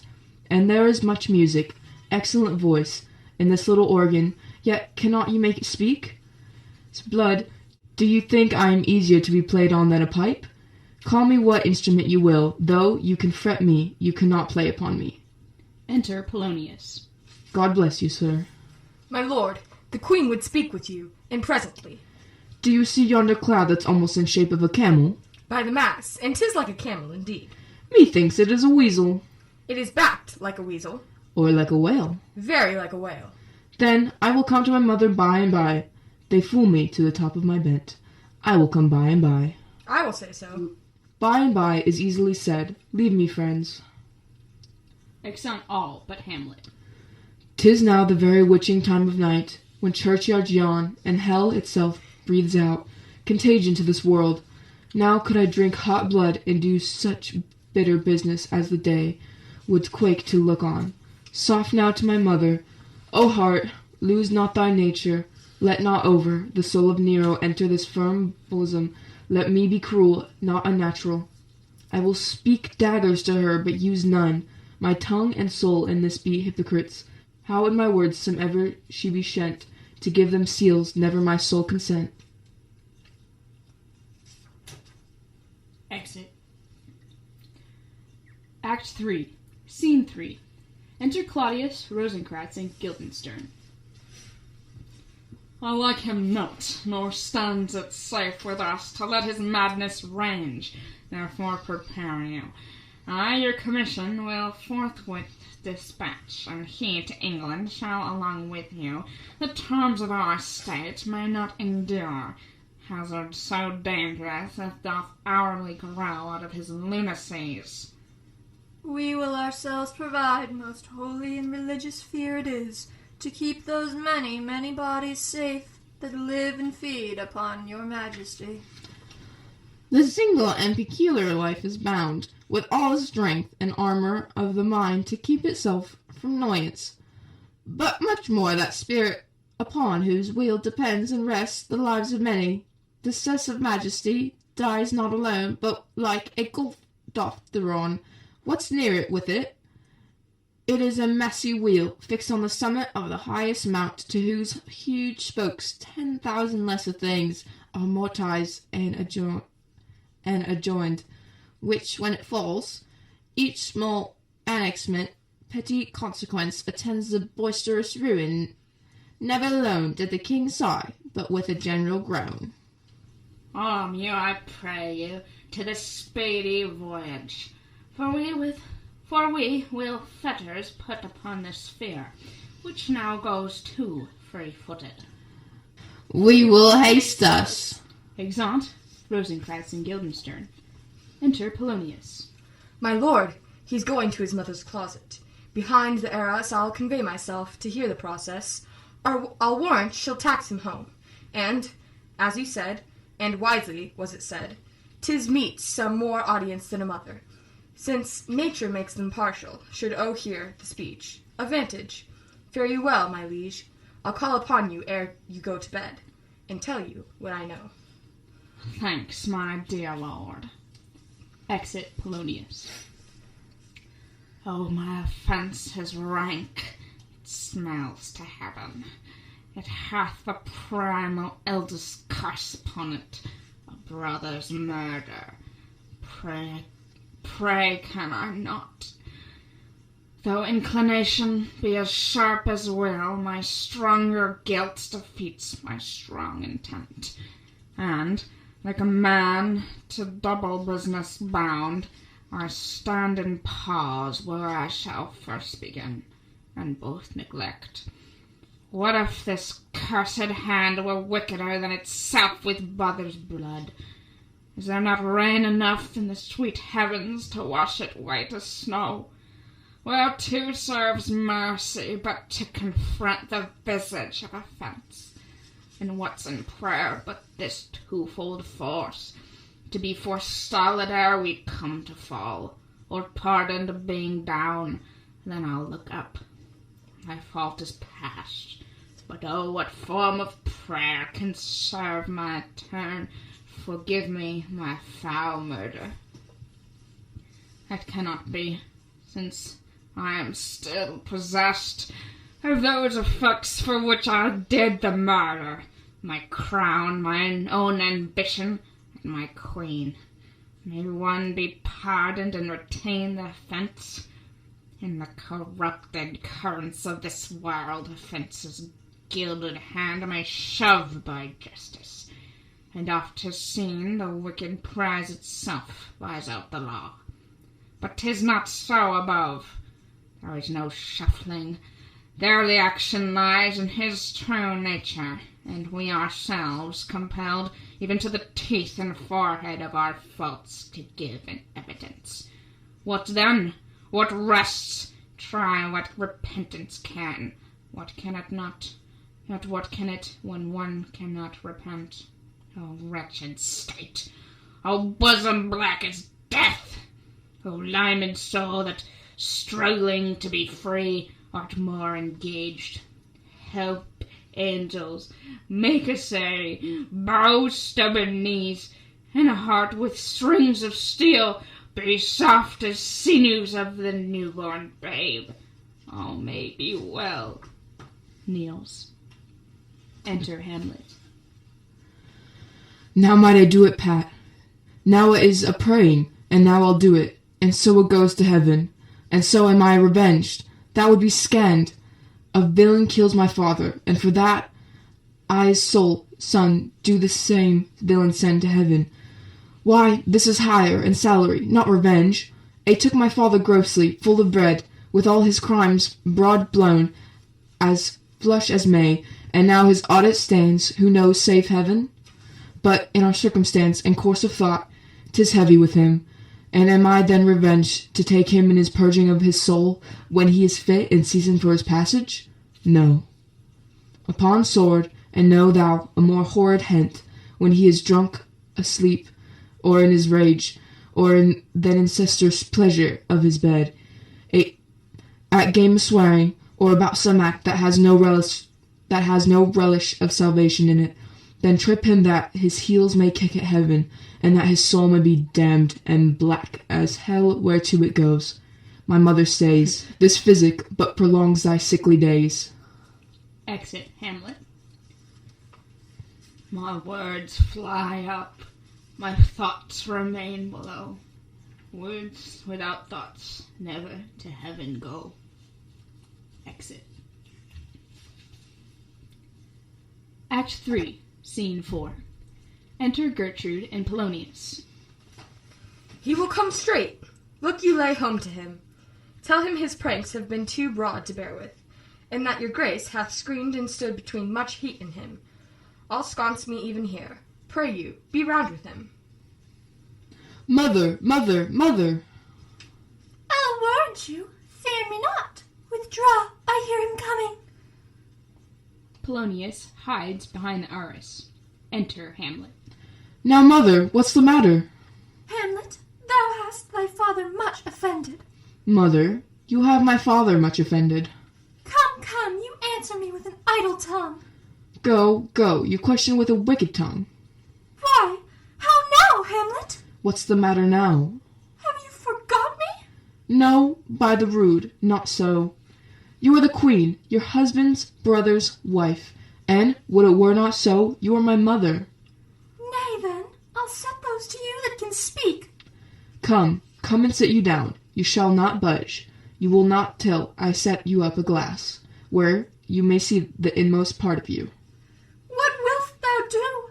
Thou wilt not murder me? Help, help, ho! From behind the arras. What? Ho! Help! Help! Help! How now, a rat? Dead for a ducat, dead! Stabs his sword through the arras and kills Polonius. Oh, I am slain! Oh me! What hast thou done? Nay, I know not. Is it the king? Oh, what a rash and bloody deed this is! A bloody deed? Almost as bad, good mother, as kill a king and marry with his brother. As kill a king! Aye, lady, 'twas my word. Draws back the arras and discovers Polonius. Thou wretched, rash, intruding fool, farewell. I took 3 for thy better. Take thy fortune. Thou find'st to be busy in some danger. Leave wringling of your hands. Peace! Sit you down, and let me wring your heart, for so I shall, if it be made penetrable stuff, if damned custom have not brazed it so, that it be proof and bulwark against sense. What have I done, that thou darest wag thy tongue and noise so rude against me? Such an act, that blurs the grace and blush of modesty, calls virtue hypocrite, and takes off the rose from the fair forehead of an innocent love, and sets a blister there, makes marriage vows as false as Decer's oath. Oh, such a deed as from the body of contraction plucks the very soul, and sweet religion makes a rhapsody of words. Heaven's face doth glow. Yea, this solidity and compound mass, with triceful visage as against the doom, is thought sick in the act. Ay me, what act that roars so loud and thunders in the index? Look here upon this picture, and on this counterfeit presentment of 2 brothers. See what a grace was seated on this brow. Hyperion's curls, the front of Jove himself, an eye like Mars, to threaten and command, a station like the herald Mercury, new lightened on a heaven-kissing hill, a culmination and a form indeed, where every god did seem to set his seal, to give the word assurance of a man. This was your husband. Look you now what follows. Here is your husband, like a mild-wid ear, blasting his wholesome brother. Have you eyes? Could you on this fair mountain leave to feed a batten on this moor? Ha! Have you eyes? You cannot call it love, for at your age the heyday is the blood is tame, it's humbled, and waits upon the judgment. And what judgment would step from this to this? Sense sure you have, else could you have not motion. But sure that sense is perplexed, for madness would not err, nor, since the ecstasy was never so thralled, but it was reserved some quantity of choice, to serve in such a difference. What devil was it that thus hath cozened you a hoodman blind? Eyes without feeling, feeling without sight, ears without hands or eyes, smelling sans all, or but a sickly part of one true sense could not so mope. O shame! Why is thy blush? Rebellious hell, if thou canst minute and matron's bones to flaming youth, let virtue be as wax, and melt in her own fire. Proclaim no shame when the compulsive adorer gives the charge, since frost itself as actively doth burn, and reason ponders will. Oh, Hamlet, speak no more. Thou turn'st my eyes into my very soul, and there I see such black ingrained spots as I will not leave their tinct. Nay, but to live in the rank sweet of an enseamed bed, stewed in corruption, honeying, and making love over the nasty sty. Oh, speak to me no more. These words like daggers enter in my ears.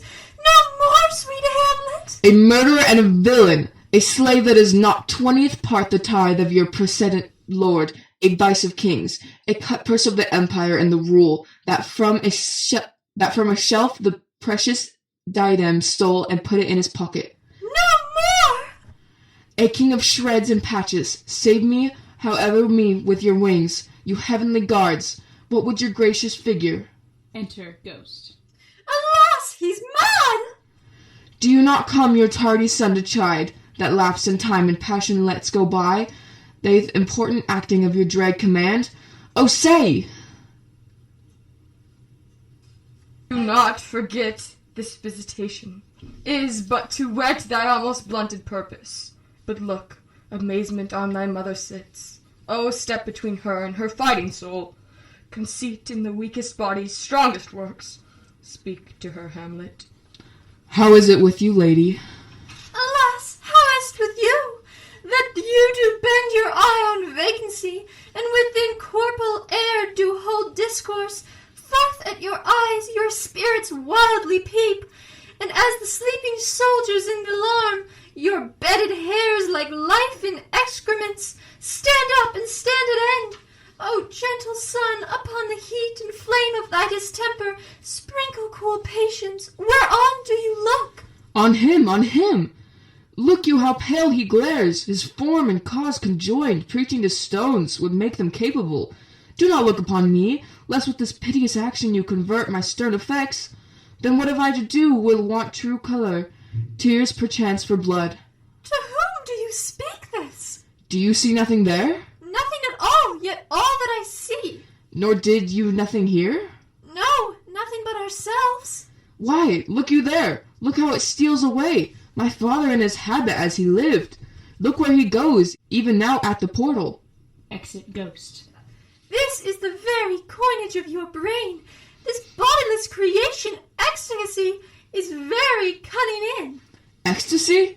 My pulse as yours doth temperately keep time, and makes us healthful music. It is not madness that I have uttered. Bring me to the test, and I the matter will reward which madness would gamble from. Mother, for love of grace, lay not that flattering unction to your soul, that not your trespass, but my madness speaks. It will but skin and film the ulcerous place, will rank corruption, mining all within, infects unseen. Confess yourself to heaven, repent what's past, avoid what is to come, and do not spread the compost of the weeds to make them ranker. Forgive me this my virtue, for in the fatness of these pursy times, virtue itself of vice must pardon beg. Yea, curb and woo for leave to do him good. O Hamlet, thou hast cleft my heart in twain. Oh, throw away the worser part of it, and live the purer with the other half. Good night, but go not to my uncle's bed. Assume a virtue if you have it not. That monster custom who all sense doth eat, of habits devil, is angel yet in this, that to the use of actions fair and good, he likewise gives a frock or livery that aptly is put on. Refrain tonight, and that shall lend a kind of easiness to the next abstinence. The next more easy, for use almost can change the stamp of nature, and either the devil, or throw him out with wondrous potency. Once more good night, and when you are desirous to be blessed, all blessing beg of you. For this same Lord I do repent, that heaven hath pleased it so to punish me with this, and this with me, that I must be their scourge and minister. I will bestow him, and will answer well, the death I gave him. So again, good night. I must be cruel only to be kind. Thus bad begins and worse remains behind. One word more, good lady. What shall I do? Not this by no means that I bid you do. Let the bloat king tempt you again to bed, pinch wanton on your cheek, call you his mouse, and let him for a pair of reechy kisses, or paddling in your neck with his damned fingers, make you to ravel all this matter out, that I essentially am not in madness, but mad in craft. 'Twere good you let him know, for who that's but a queen, fair, sober, wise, would from a padlock, from a bat, a gib, such dear concerning hide? Who would do so? No, in despite of sense and secrecy, unpeg the basket on the house's top, let the birds fly, and like the famous ape, to try conclusions in the basket creep, and break your own neck down. Be thou'st assured, if words be made of breath, and breath of life, I have no life to breathe what thou hast said to me. I must to England, you know that? Alack, I had forgotten. 'Tis so concluded on. There's letters sealed, and my 2 schoolfellows, whom I will trust as I will adders fanged, they bear the mandate. They must sweep my way and marshal me to knavery. Let it work, for 'tis the sport to have the engineer hoist with his own Peter. Ain't shall go hard, but I will delve 1 yard below their mines, and blow them at the moon. Oh, 'tis most sweet, when in one line 2 crafts directly meet. This man shall set me packing, I'll lug the guts into the neighbor room. Mother, good night. Indeed, this counsellor is now most still, most secret, and most grave, who was in life a foolish, prating knave. Come, sir, to draw toward an end with you. Good night, mother. Exeunt Hamlet, tugging in Polonius. Act 4, Scene 1. Enter King Claudius and Queen Gertrude with Rosencrantz and Guildenstern. To Gertrude. There's matter in these sighs, these profound heaves. You must translate, 'tis fit we understand them. Where's your son? Bestow this place on us a little while. Exeunt Rosencrantz and Guildenstern. Ah, mine own lord, what I have seen tonight! What, Gertrude? How does Hamlet? Mad as the sea and wind, when both contend, which is the mightier, in his lawless fit, behind the arras, hearing something stir, whips out his rapier, cries, a rat, and in this brainish apprehension kills the unseen good old man. Oh, heavy deed! It has been so with us had we been there. His liberty is full of threats to all. To you yourself, to us, to everyone. Alas, how shall this bloody deed be answered? It will be laid to us, whose providence should have kept short, restrained and out of haunt this mad young man. But so much was our love, we would not understand what was most fit. But, like the owner of a foul disease, to keep it from divulging, let it feed, even on the pith of life. Where is he gone?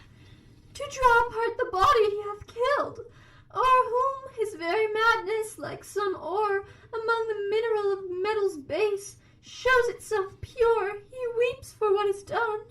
Oh, Gertrude, come away. The sun no sooner shall the mountains touch, but we will ship him hence, and this vile deed we must, with all our majesty and skill, both countenance and excuse.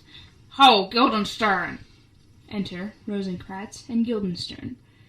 Friends both, go join you with some further aid. Hamlet in madness hath Polonius slain, and from his mother's closet hath he dragged him. Go, seek him out, speak fair, and bring the body into the chapel, I pray you. Haste in this. Exeunt Rosencrantz and Guildenstern. Come, Gertrude, we'll call up our wisest friends, and let them know both what we mean to do, and what's untimely done. So dreaded slander, leave those whisperer the world's diameter, as level as the cannon to his blank, transports the poisoned shot, may miss our name, and hit the woundless air. Oh, come away, my soul is full of discord and dismay. Exeunt. Act 4, Scene 2. Enter Hamlet. Safely stowed. Hamlet, Lord Hamlet. But soft, what noise? Who calls on Hamlet? Oh, here they come. Enter Rosencrantz, Guildenstern, and others. What have you done, my lord, with the dead body? Compounded it with the dust whereto 'tis kin. Tell us where it is, that we may take it hence and bear it to the chapel. Do not believe it. Believe what? That I can keep your counsel and not mine own. Beside, to be demanded of a sponge, what replication should be made by the son of a king? Take you me for a sponge, my lord? Ay, sir, that soaks up the king's countenance, his rewards, his authorities, but such officers do the king best service in the end. He keeps them like an ape in the corner of his jaw, first mouthed to be last swallowed. When he needs what you have gleaned, it is but squeezing you, and, a sponge, you shall be dry again. I understand you not, my lord. I am glad of it. A knavish speech sleeps in a foolish ear. My lord, you must tell us where the body is, and go with us to the king. The body is with the king, but the king is not with the body. The king is a thing. A thing, my lord. Of nothing. Bring me to him. Hide fox and all after. Exeunt. Act 4, Scene 3. Enter King Claudius and 2 or 3 attendants. I have sent to seek him and to find the body. How dangerous it is that this man goes loose. Yet must not we put the strong law on him? He's loved of the distracted multitude, who, like not in their judgment but their eyes, and where 'tis so, the offender's scourge is weighed, but never the offence. To bear all smooth and even, the sudden sending him away must seem deliberate pause. Diseases desperate grown by desperate appliance are relieved, or not at all. Enter Rosencrantz. How now, what hath befallen? Whether the body is bestowed, my lord, we cannot get from him. But where is he? Without my lord guarded to know your pleasure. Bring him before us. Who? Bring in my lord. Enter Hamlet and Guildenstern. Now, Hamlet, where's Polonius? At supper. At supper where? Not where he eats, but where A is eaten. A certain convocation of politic worms are in at him. Your worm is your only emperor for diet. We fat all creatures else to fat us, and we fat ourselves for maggots. Your fat king and your lean beggar is but variable service to dishes, but to one table. That's the end. Alas, alas! A man may fish with the worm that hath eat of a king, and eat of the fish that hath fed of that worm. What dost you mean by this? Nothing but to show you how a king may go a progress through the guts of a beggar. Where is Polonius? In heaven, send thither to see. If your messenger find him not there, seek him in other place yourself. But if indeed you find him not within this month, you shall nose him as you go up the stairs into the lobby. Go, seek him there. I will stay till you come. Hamlet, this deed for thine especial safety, which we do not tender as we dearly grieve for that which thus has done, must send thee hence with fiery quickness. Therefore prepare yourself, the bark is ready, and the wind at help. The associates tend, and everything is bent for England. For England? Aye, Hamlet. Good. So is it, if thou knowest our purposes. I see a cherub that sees them. But come for England. Farewell, dear mother. Thy loving father, Hamlet. My mother. Father and mother is man and wife. Man and wife is one flesh. And so, my mother. Come for England. Exit Hamlet. Follow him at foot. Tempt him with speed aboard. Delay it not. I'll have him hence tonight. Away, for everything is sealed and done. That else leans on the affair. Pray you, make haste. Exit all but Claudius.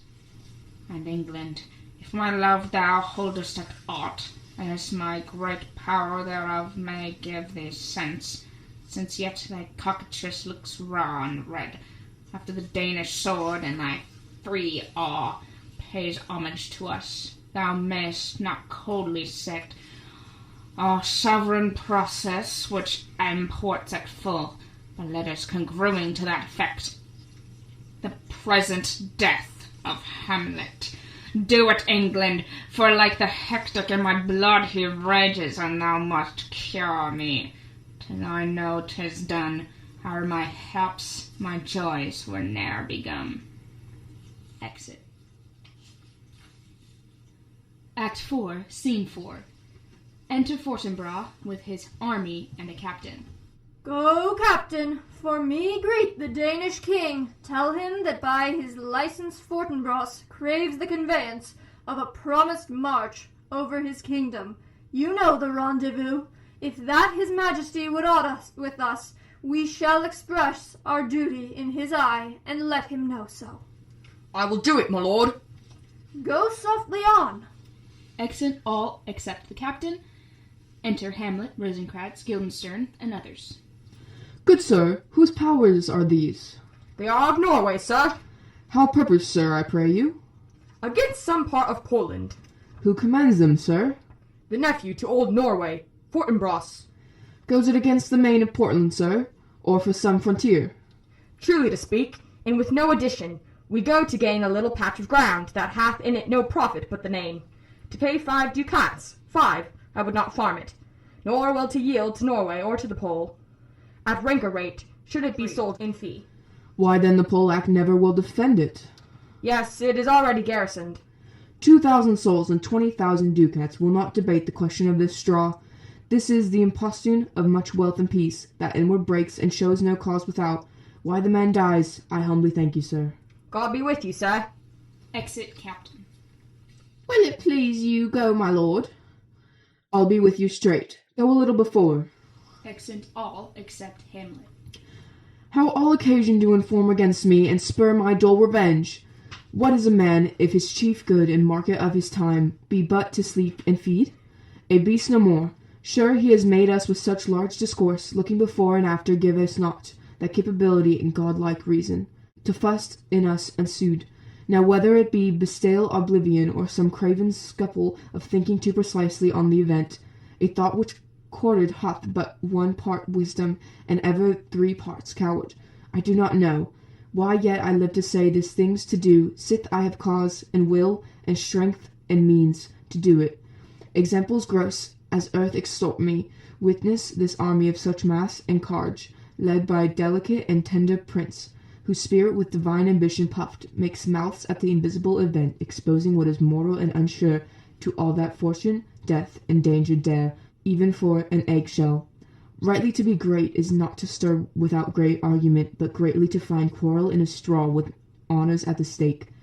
How stand I then, and have a father killed, a mother stained excitements of my reason and my blood, and let all sleep, while to my shame I see the imminent death of 20,000 men, that for a fantasy and trick of fame go to their graves like beds, fight for a plot wherein the numbers cannot try the cause, which is not tomb enough, and containment to hide the slain. Oh, from this time forth my thoughts be bloody, or be nothing worth. Exit. Act 4, Scene 5. Enter Horatio, Gertrude, and a gentleman. Fortunate, indeed distract. Her mood will needs to be pitied. What would she have? She speaks much of her father, says she hears.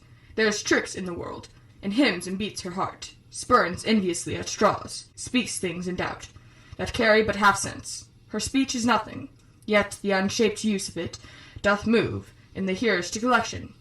They aim at it, and botch the words up to fit their own thoughts, which, as her winks and nods and gestures yield them, indeed would make one think that there might be thought, though nothing sure, yet much unhappily.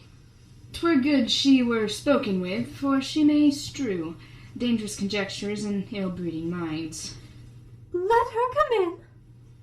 Exit gentleman. Aside.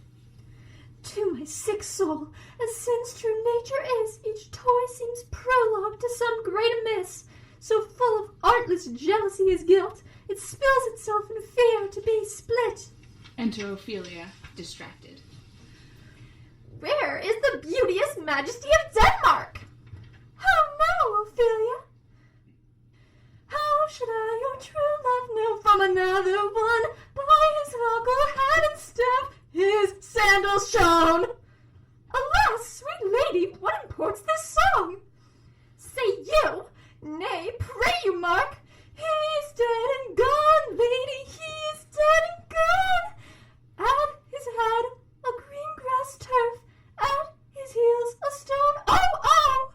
Nay, but Ophelia, pray you, Mark, white his shroud as the mountain snow. Enter Claudius. Alas, look here, my lord, loaded with sweet flowers, which bewept to the grave did go with true love showers. How do you do, pretty lady? Well, God ill you. They say the owl was a baker's daughter. Lord, we know what we are, but not know what we may be. God be at your table. Conceit upon her father. Pray you, let's have no words of this, but when they ask you what it means, say you this. Tomorrow is St. Valentine's Day, on the morning bedtime, and I made at your window to be a valentine. Then up he rose and donned his clothes and doffed the chamber door. Let in the maid, let out that maid, never departed more. Pretty Ophelia. Indeed, la, without an oath, I'll make it and on't. By his insane charity, lack, and fee for shame, young men will don't, if they come on't. By cock, they are to blame, quoth she, before you tumbled me, you promised me to wed. He answers, so would I had done by yonder sun, and thou hast not come to my bed. How long has she been thus? I hope all will be well. We must be patient, but I cannot choose but weep. To think they should lay him in cold ground, my brother shall know of it, and so I thank you for your good counsel. Come, my coach. Good night, ladies. Good night, sweet ladies. Good night, good night. Exit Ophelia. Follow her close. Give her good watch, I pray you. Exit Horatio. Oh, this is the poison of deep grief. It springs all from her father's death, and now behold. Oh, Gertrude, Gertrude, when showers come, they come not single spies, but in battalions. First her father slain, next your son gone, and he the most violent author of his own just remove.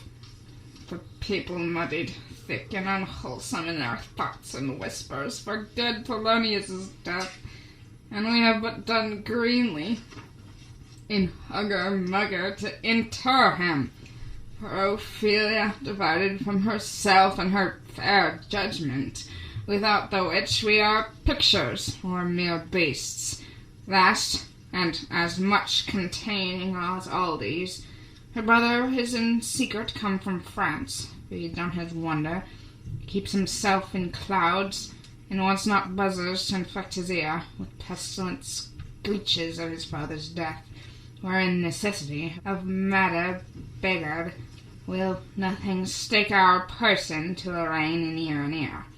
My dear Gertrude, this, like to a murdering peace in many places, gives me superfluous death. Alack, what noise is this? Where are my Switzers? Let them guard the door. Enter a messenger. What is the matter? Save yourself, my lord! The ocean, overbearing of his list, eats not the flats with most impetuous haste. That young Larides in a riotous heed overbears your officers. The rabble called him lord, and, as the world were now but to begin, antiquity fought, custom not known. The ratifers in props of every word, they cry, choose we, Larides shall be king. Caps, hands, and tongues applaud to the clouds. Larides shall be king, Larides king. How cheerfully on the false trail they cry, oh, this is counter, you false Danish dogs! The doors are broke. Enter Larides with others. Where is this king? Sirs, stand you all without. No, let's come in! I pray you, give me leave. We will, we will! Exeunt Larides' followers. I thank you, keep the door. O thou, vile king, give me my father. Calmly, good Larides.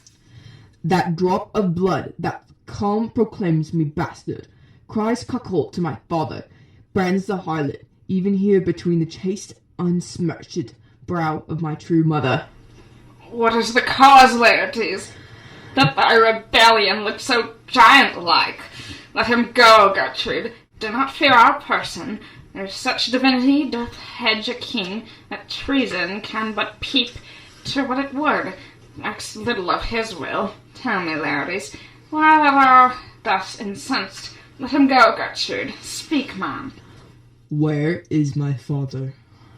Dead. But not by him. Let him demand his fill. How came he dead? I'll not be juggled with. To hell allegiance, vows to the blackest devil, conscience and grace to the profoundest pit. I dare donation. To this point I stand, that both the worlds I give to negligence, let come what comes. only I'll be revenged, most thoroughly for my father. Who shall stay you? My will, not all the world. And for my means, I'll husband them so well, they shall go far with little. Good Laertes, if you desire to know the certainty of your dear father's death, is written your revenge. At swoop-stake you will draw both friend and foe, winner and loser. None but his enemies. Will you know them then? To his good friends thus wide I'll ope my arms, and like the kind life-rendering pelican, repast them with my blood. Why, now you speak like a child and a true gentleman. But I am guiltless of your father's death, and am most sensible in grief for it. It shall as level to your judgment pierce, as day does to your eye. Let her come in! How now? What noise is that? Enter Ophelia. O heat dry up my brains, tears 7 times salt, burn out the sense and virtue of mine eye. By heaven, thy madness shall be paid with weight, till our scale turn the beam. O Rose of May, dear maid, kind sister, sweet Ophelia. O heavens, is it possible a young maid's wits should be as mortal as an old man's life? Nature is fine in love, and where 'tis fine, it sends some precious instance of itself after the thing it loves. They bore him barefaced on the bier. Hey, nonny, hey, nonny, and in his grave rained many a tear. Fare you well, my dove. Hast thou thy wits, and didst persuade revenge? It could not move thus. You must sing down a down, and you call him a down. Oh, how the wheel it becomes. It is the false steward that stole his master's daughter. This nothing's more than matter. There's rosemary, that's for remembrance. Pray you, love, remember. And there are pansies, that's for thoughts. A document in madness, thoughts and remembrance fitted. There's fennel for you, and columbines. There's rue for you, and here's some for me. We may call it herb of grace o' Sundays. Oh, you must wear your rue with a difference. There's a daisy. I would give you some violets, but they withered all when my father died. They say a made a good end. For bonny sweet Robin is all my joy. Thought and affliction, passion, hell itself, she turns to favor and to prettiness. And will they not come again, and will they not come again? No, he is dead. Go to thy bed. Go to thy deathbed, he will never come again. His beard was as white as snow, all flaxen with his poll. He is gone, and we cast away. Moan God, have mercy on his soul. And all Christian souls, I pray God, be with you. Exit Ophelia. Do you see this, O God? Laertes, I must commune with your grief, or you deny me right. But go but apart. Make choice of whom your wisest friends you will, and they shall hear and judge twixt you and me. If by direct or by collateral hand they find us touched, we will our kingdom give, our crown, our life, and all that we can ours to you in satisfaction. But if not, be you content to lend your patience to us, and we shall jointly labor with your soul to give it due content. Let this be so. His means of death, his obscure funeral, no trophy, sword, nor hatchman o'er his bones, no noble rite, nor formal ostentation. Cry to be heard, as 'twere from heaven to earth, that I must call it in question. So you shall. And where the offence is, let the great axe fall. I pray you, go with me. Exeunt. Act 4, Scene 6. Enter Horatio and a servant. What are they that would speak with me? Seafaring men, sir. They say they have letters for you. Let them come in. Exit servant. I do not know from what part of the world I should be greeted, if not from Lord Hamlet. God bless you, sir. Let him bless thee too. He shall, sir. I it to please him. There's a letter for you, sir. It comes from the ambassador that has bound for England. If your name be Horatio, as I am to let you know this. Gives Horatio a letter. Horatio, when thou shalt have overlooked this, give these fellows some means to the king. I have letters for him. Ere we were 2 days old at sea, a pirate of very warlike appointment gave us chase. Finding ourselves too slow of sail, we put on a compelled valor, and in the grapple I boarded them. On the instant they got clear of our ship, so I alone became their prisoner. They've dealt with me like thieves of mercy, but they knew what they did. I am to do a good turn for them. Let the king have the letters I have sent, and repair thou to me with as much speed as thou wouldst fly death. I have words to speak in thine ear, will make thee dumb, yet are they too much light for the bore of the matter. These good fellows will bring thee where I am. Rosencrantz and Guildenstern hold their course for England. Of them I have much to tell thee. Farewell. He that thou knowest thine, Hamlet. Come, I'll give you way for these your letters, and do it the speedier to him from whom you brought them. Act 4, Scene 7. Enter Claudius and Laertes. Now must your conscience my acquaintance seal, and you must put me in your heart for a friend. Sith you have heard, and with a knowing ear, that he which hath your noble father slain pursued my life. It well appears. But tell me, why you proceeded not against these feats, so crimeful and so capital in nature, as by your safety, wisdom, all things else, you mainly were stirred up? Oh, for 2 special reasons, which may to you perhaps seem much unsinewed, but yet to me they are strong. The queen, his mother, lives almost by his looks, and for myself, my virtue or my plague, be it either which, sees so conjunctive to my life and soul, that as the star moves, not but in his sphere, could not but by her. The other motive, why to a public count I might not go, is the great love the general gender bear him, who, dipping all his faults in their affection, would, like the spring that turneth wood to stone, convert his gyves to graces, so that my arrows, too slightly timbered for so loud a wind, would have reverted to my bow again, and not where I had aimed them. And so have I, a noble father lost, a sister driven into desperate terms, whose worth if praises may go back again, stood challenger on mount of all the age, for her perfections, but my revenge will come. Break not your sleeps for that. You must not think that we are made of stuff so flat and dull, that we can let our beard be shook with danger and think it pastime. You shortly shall hear more. I loved your father, and we love ourselves, and that, I hope, will teach you to imagine. Enter a messenger. How now? What news? Letters, my lord, from Hamlet. This to your majesty, this to the queen. Gives Claudius letters. From Hamlet? Who brought them? Sailors, my lord. They say, I saw them not. They were given to me by Claudio. He received them, of him that I brought them. Laertes, you shall hear them. Leave us. Exit messenger. High and mighty, you shall know I am set naked on your kingdom.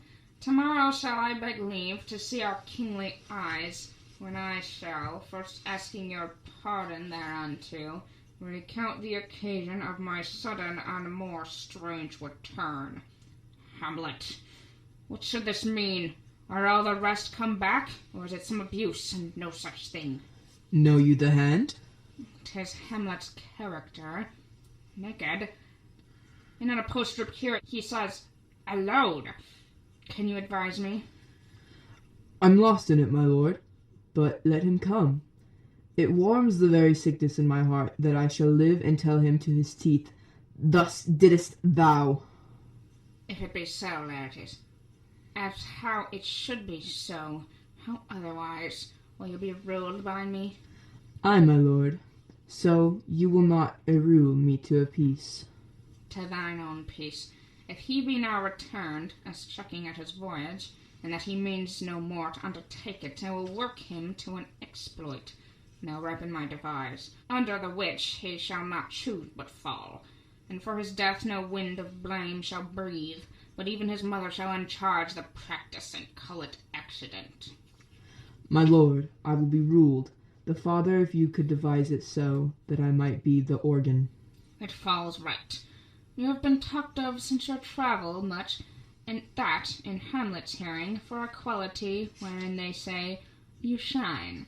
Your sum of parts did not together pluck such envy from him, as did that one, and that, in my regard, of the unworthiest siege.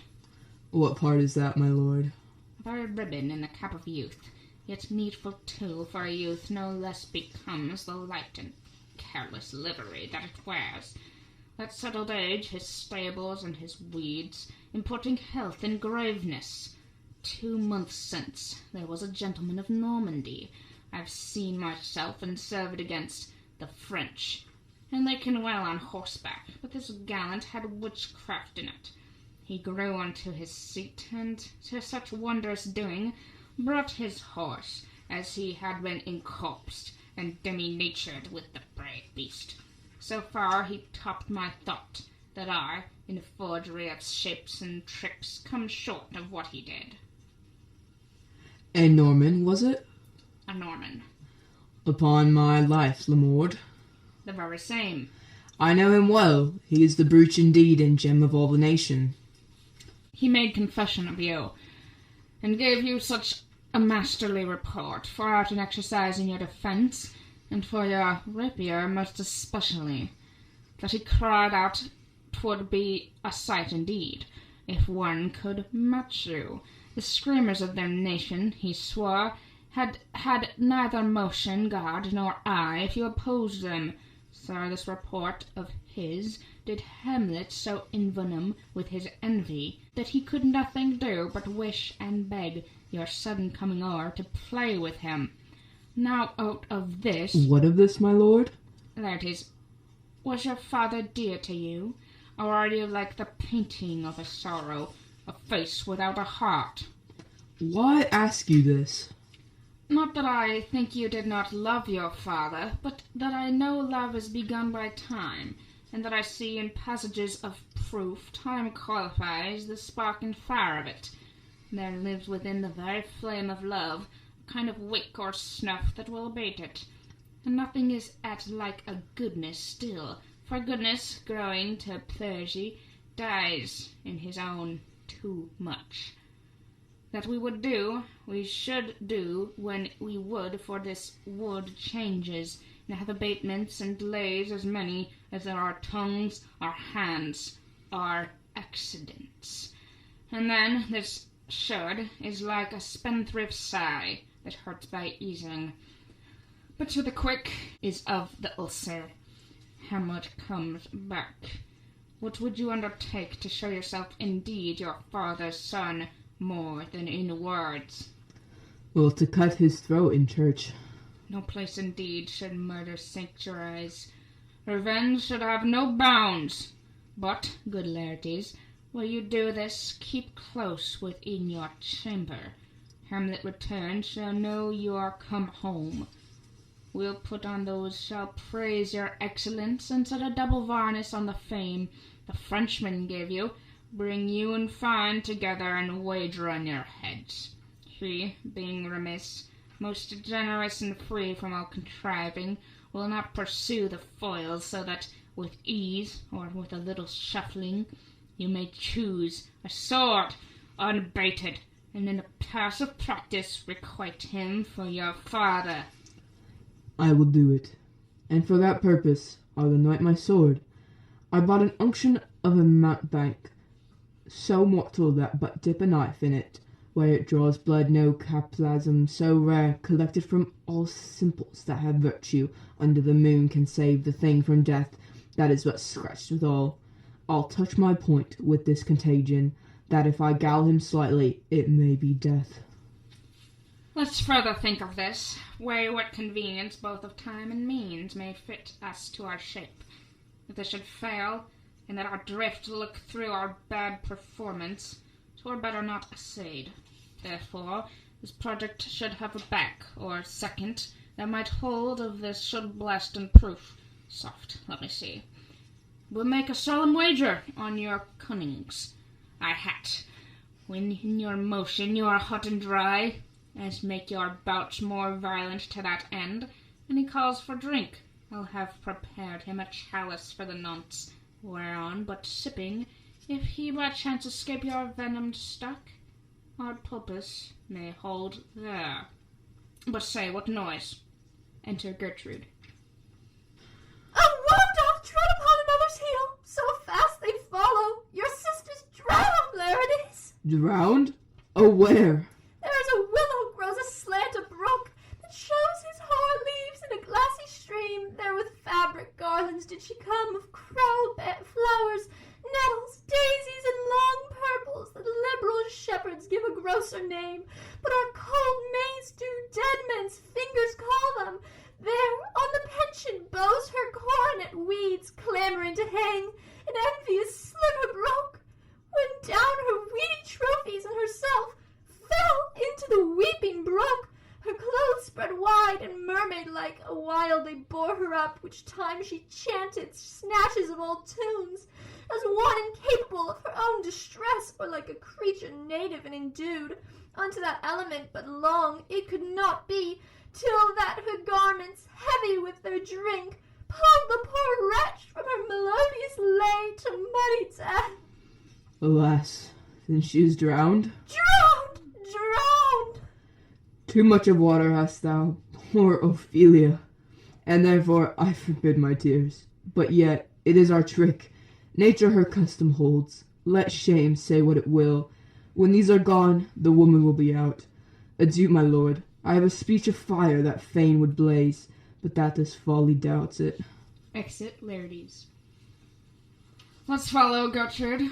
How much I had to do to calm his rage. Now fear I this will give it a start again. Therefore, let's follow. Exeunt.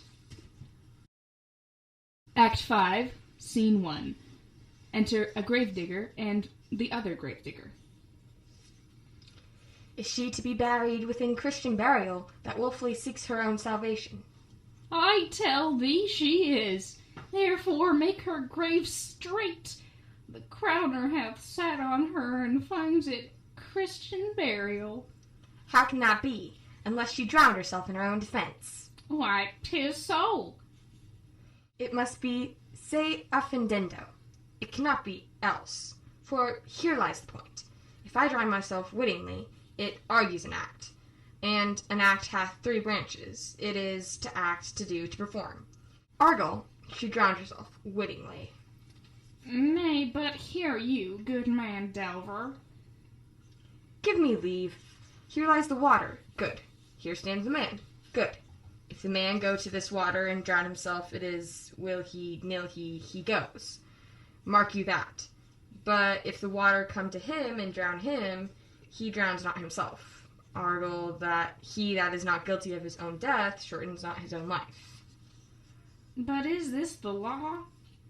Aye, Mary, is it? Crowner's quest law. Well, you have the truth on it. If this had not been a gentlewoman, she should have been buried out a Christian burial. Why, there thou say'st. And the more pity that great folk should have countenance in this world to drown or hang themselves, more than they're even Christian. Come, my spade. There is no ancient gentleman but the gardeners, ditchers, and grave makers. They hold up Adam's profession. Is he a gentleman? Ah, was first that ever bore arms. Okay, wait, let me redo that. Ah, was the first that ever bore arms. Why, he had none. What? Art a heathen? How dost thou understand the scripture? The scripture says Adam digged. Could he dig without arms? I'll put another question to thee. If thou answerest me not to the purpose, confess thyself. Go to. What is he that builds stronger than neither the mason, the shipwright, or the carpenter? The gallows maker. For that frame outlives 1,000 tenants. I like thy wit well, in good faith. The gallows does well. But how does it well? It does well to those that do ill. Now, thou dost ill to say the gallows is built stronger than the church. Argal, the gallows may do well to thee. To it again come. Who builds stronger than a mason, a shipwright, or a carpenter? Aye, tell me that, and unyoke. Marry, now I can tell. To it. Mass, I cannot tell. Enter Hamlet and Horatio afar off. Cudgel thy brains no more about it, for your Dolas will not mend his pace with beating. And when you are asked questions next, say, a gravemaker, the houses that he makes till doomsday. Go, get thee to Yagen, fetch me a stoup of liquor. Exit other. In youth, when I did love, methought it was very sweet to contract, oh, the time for my behold. Oh, methought there was a nothing I met. Has this fellow no feeling of his business? Sings in grave-making. Custom hath made it, and him a property of easiness. 'Tisn't so. The hand of little employment hath the daintier sense. But age, with his stealing steps, hath clawed me in his clutch, and hath shipped me into the land, as if I had never been such. A woo! Throws up a skull. That skull had a tongue in it, and could sing once. How the knave jowls it to the ground, as if 'twere Cain's jawbone that did the first murder. This might be the pate of a politician, which this ass now enriches, one that would circumvent God. Might it not? It might, my lord. Or of a courtier, which could say, Good morrow, sweet lord. How dost thou, sweet lord? This might be my lord such a one that praised my lord such a one's horse when it meant to beg it, might it not? Aye, my lord. Why, and so, and now my lady worms chopless and knocked out the mazard with a sexton's spade. Here's fine revolution, and we had the trick to see it. Did these bones cost no more the breeding, but to play at loggets with them? Mine ache to think on it. A pickaxe and a spade, and a shrouding sheet. Oh, a pit of clay, for to be made, for such a guest is me. Woo-hoo! Throws up another skull. There's another. Why may not that be a skull of a lawyer? Where be his quiddities now? His quillets, his cases, his tenures, and his tricks? Why does he suffer this rude knave now to knock him about the sconce with a dirty shovel, and will not tell him of his action of battery? This fellow might be in times a great buyer of land, with his statues, his recognizance, his fines and his double vouchers, his recoveries. Is this the fine of his fines and the recovery of his recoveries? To have his fine pate full of fine dirt? Will his vouchers vouch him no more of his purchases, and double ones too, than the length and the breadth of a pair of indentures? The very conveyances of his lands will scarcely lie in this box, and must inheritor himself have no more, ha? Not a jot more, my lord. Is not parchment made of sheepskins? Aye, my lord, and of calfskins too. They are sheep and calves, which seek out assurance in that. I will speak to this fellow. Whose grave's this, sir? Mine, sir. Oh, a pit of clay for to be made, for such a guest as meet. I think it be thine indeed, for thou liest in it. You lie out on it, sir, and therefore 'tis not yours. For my part, I do not lie in it, and yet it is mine. Thou dost lie in it, to be in it and say 'tis thine. 'Tis for the dead, not for the quick, therefore thou liest. 'Tis a quick lie, sir. 'Twill away again, from me to you. What man dost thou dig it for? For no man, sir. What woman then? For none, neither. Who is to be buried in it? One that was a woman, sir, but rest her soul. She's dead. How absolute the knave is! We must speak by the card, or equivocation will undo us. By the Lord, Horatio, this 3 years I have took note of it. The age is grown so picked that the toe of the peasant comes to near the heel of the courtier. He calls his nibe. How long hast thou been a grave-maker? Of all the days in the year, I came to it that day that our last king, Hamlet, o'ercame Fortinbras. How long is that since? Cannot you tell that? Every fool can tell that. It was that very day that young Hamlet was born. He that is mad, and is sent into England. Aye, marry. Why was he sent into England? Why? Because it was mad. It shall recover his wits there. Or, if it do not, 'tis no great matter there. Why? 'Twill not be seen in him there. There the men are as mad as he. How came he mad? Very strangely, they say. How strangely? Faith, and with losing his wits. Upon what ground? Why, here in Denmark. I have been sexton here, man and boy, 30 years. How long will a man lie earth here he rot? Faith, if it be not rotten before a die, as we have many pocky courses nowadays, that will scarce hold the lane in.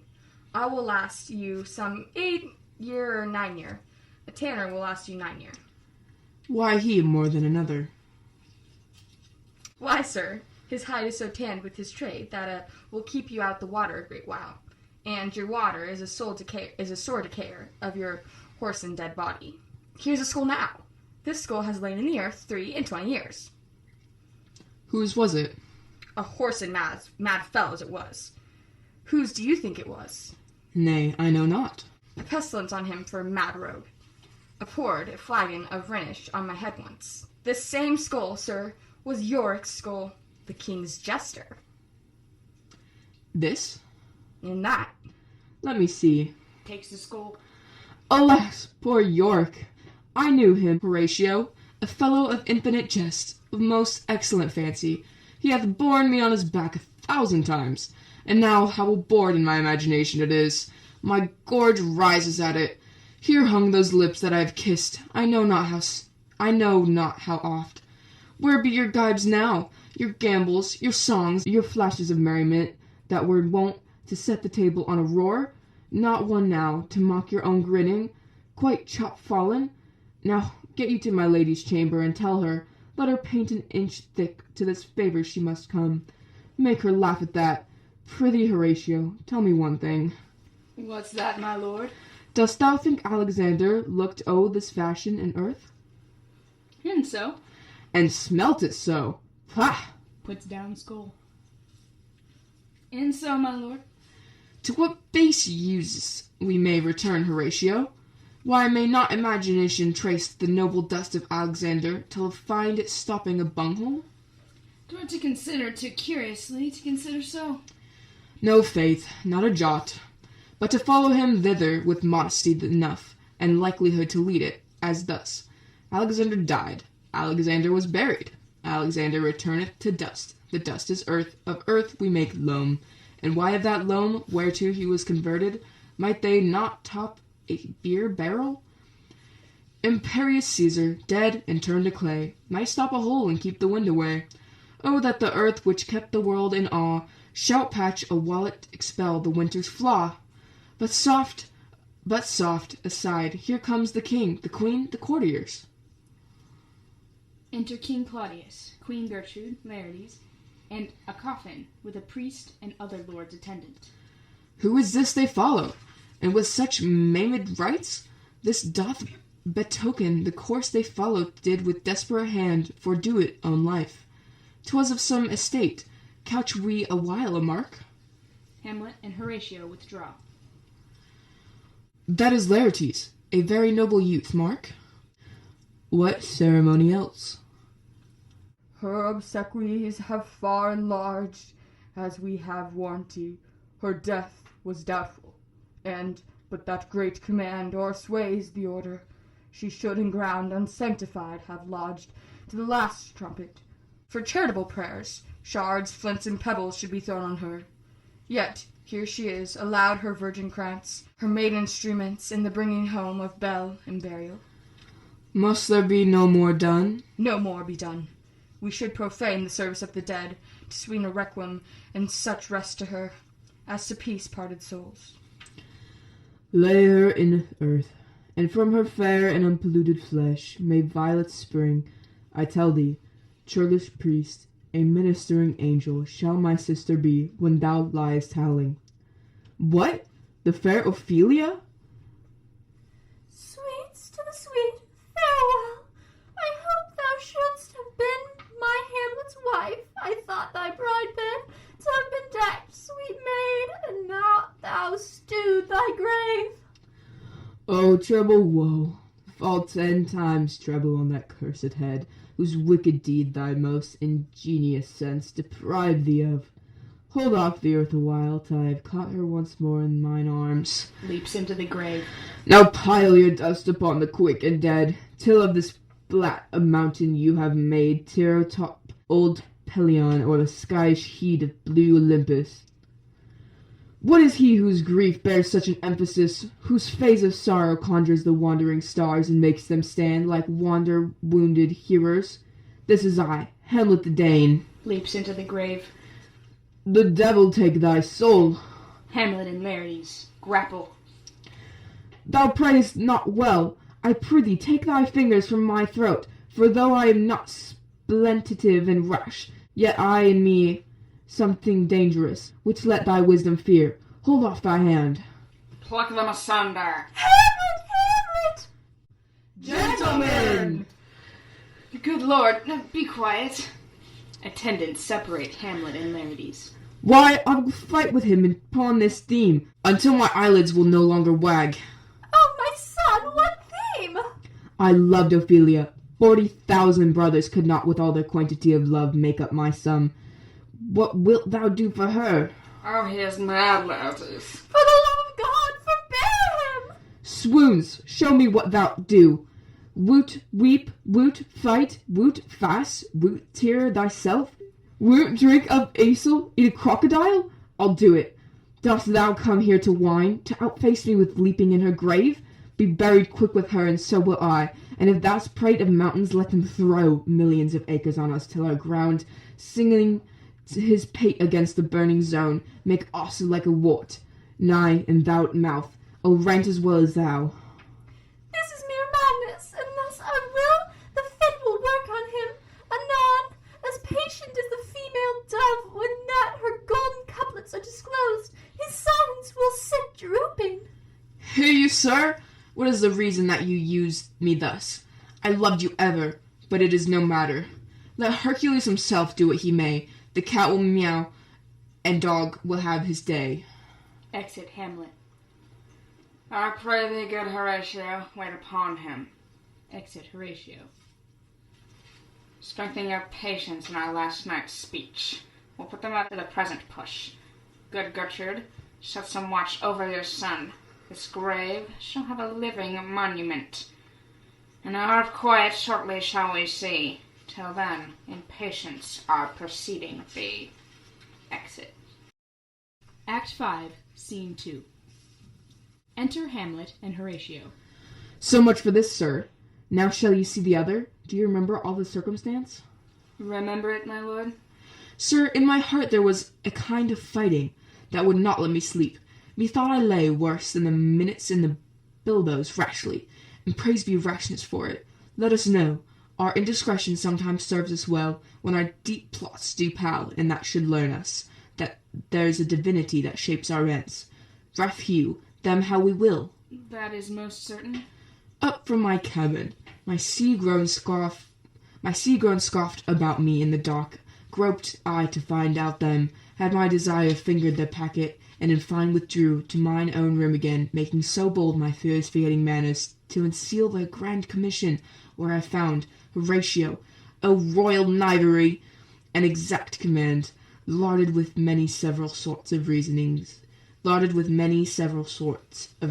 importing Denmark's health, and England's too, with ho! Such bugs and goblins in my life, that on the supervised no leisure bated, no, not to say the grinding of the axe, my head should be struck off. Is it possible? Here's the commission. Read it at more leisure. But wilt thou hear now how I did proceed? I beseech you. Being thus bent around with villainies, or I could make a prologue to my brains. They had begun the play. I sat me down, devised a new commission, wrote it fair. I once did hold it, as our statutes sue, a baseness to write fair, and laboured much. How to forget that learning? But, sir, now, it did me you man's service. Wilt thou know the effect of what I wrote? Aye, good, my lord. An earnest conjuration from the king, as England was his faithful tributary, as love between them like the palm might flourish, as peace should still her wheaten garland wear, and stand a comma between their amities, and may such like as is of great charge, that on the view of knowing of these contents without debatement further, more or less, he shall those bearers put to sudden death, not shriving time allowed. How is this sealed? Why, even in that was heaven ordinant. I had my father's signet in my purse, which was the model of that Danish seal, folded the writ up in the form of the order, subscribed it, gave it the impression, placed it safely, the changeling never known. Now the next day was our sea fight, and what to this was sequent, thou knowest already. So Guildenstern and Rosencrantz go to it. Why, man, they did make love to this employment. They're not near my conscience. Their defeat does by their own inclination grow.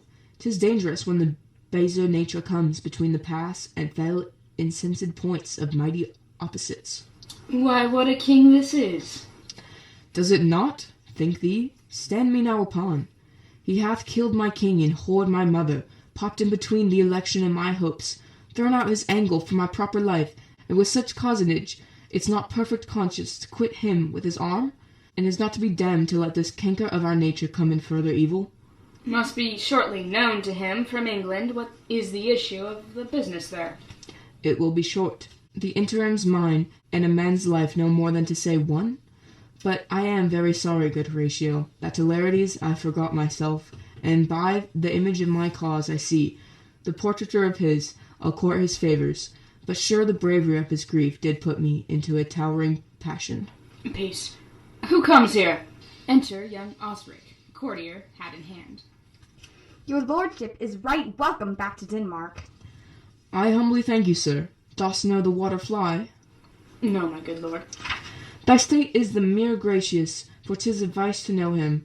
He hath much land and fertile, be lord of beasts, and his crib shall stand at the king's mess. 'Tis a chuff, but as I say, spacious in the possession of dirt. Sweet lord, if your lordship were at leisure, I should impart a thing to you from his majesty. I will receive it, sir, with all diligence of spirit. Put your bonnet to his right use. 'Tis for the head. I thank you, lordship. It is very hot. No, believe me, 'tis very cold. The wind is northerly. It is indifferent cold, my lord, indeed. But yet methinks it is very sultry and hot for my complexion. Exceedingly, my lord. It is very sultry. As for, I cannot tell how. But, my lord, his majesty bade me to signify to you that he has laid a great wager on your head. Sir, this is the matter. I beseech you, remember. Indicates that Osric should put on his hat. Nay, good my lord, for mine ease, in good faith. Sir, here is the newly come to court Larides. Believe me, an absolute gentleman, full of most excellent differences, of very soft society, and great showing. Indeed, to speak freely of him, he is the card, or calendar, of gentry, for you shall find in him the continent of what a gentleman would see.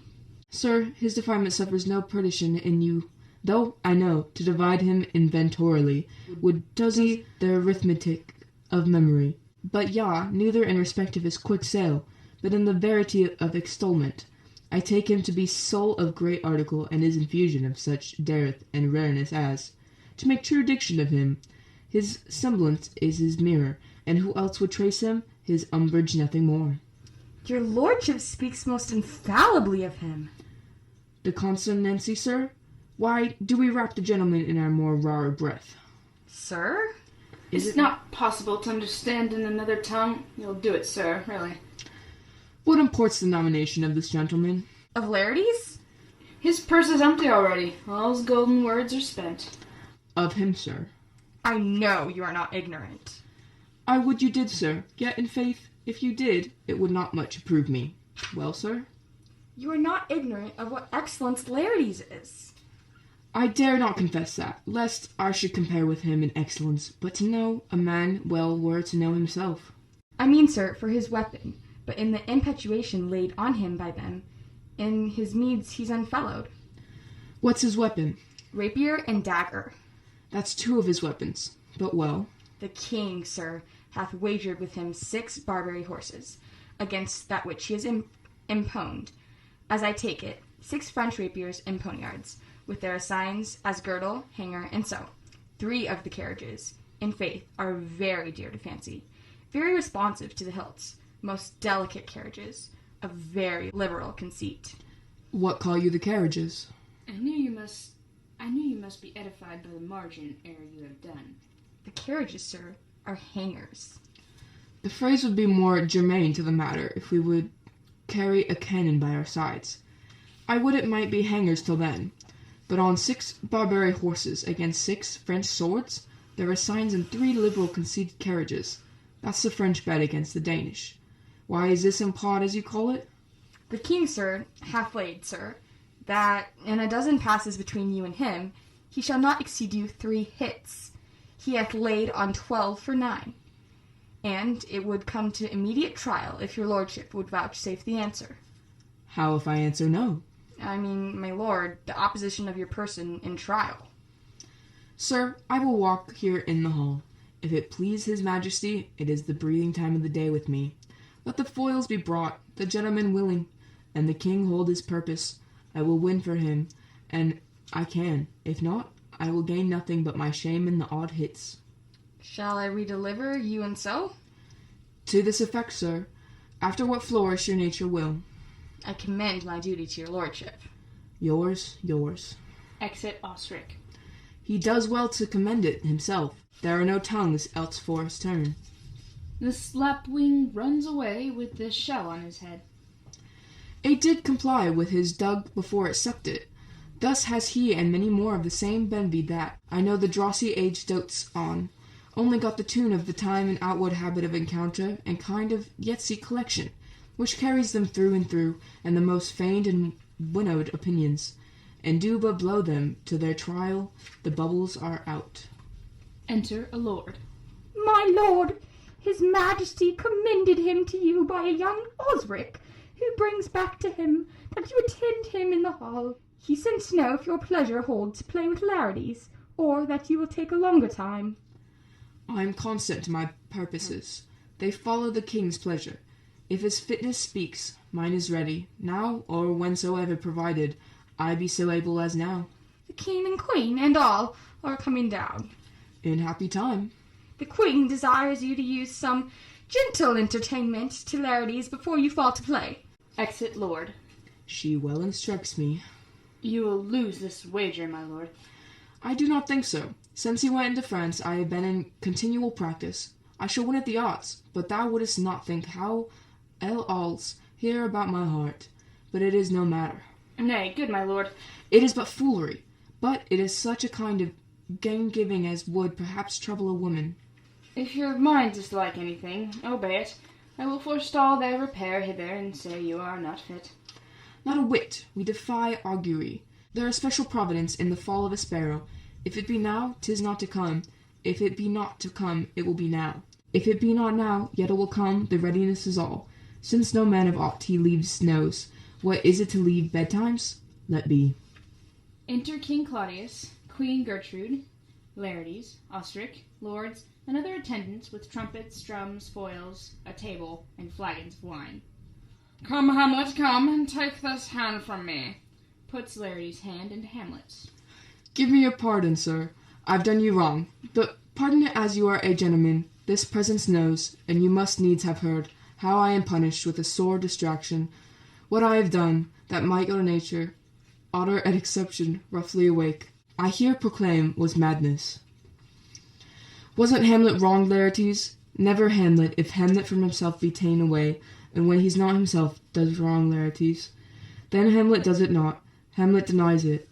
Who does it then? His madness, if it be so. Hamlet is of the faction that is wronged. His madness is poor Hamlet's enemy.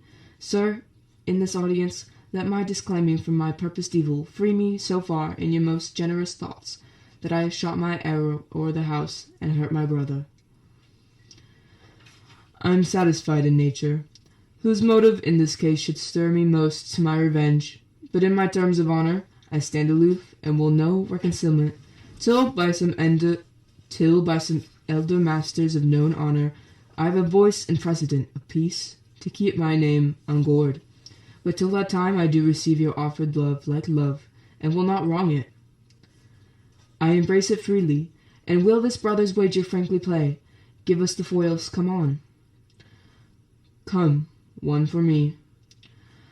I'll be your foil, Laertes. I'll be your foil, Laertes. In mine ignorance, your skills shall like a star in its darkness, night stick fury off indeed. You mock me, sir.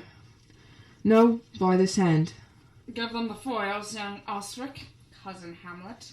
You know the wager? Yes, very well, my lord. Your grace has laid the oddest of weak aside. I do not fear it. I have seen you both. But since he is better, we have therefore odds. This is too heavy. Let me see another. This likes me well. These foils have all a length? Aye, my good lord. Hamlet and Laertes prepare to play. Set me the strips of wine upon that table. If Hamlet give the first or second hit, or quit an answer without exchange, let all the battlements their ordnance fire. A king shall drink to Hamlet a better breath, and in a cup an union shall he throw, richer than that which 4 successive kings in Denmark's crown have won.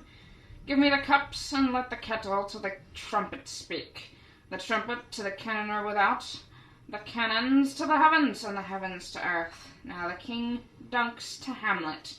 Come, begin, and you, the judges, bear a weary eye. Trumpets. Come on, sir. Come, my lord. Hamlet and Laertes play.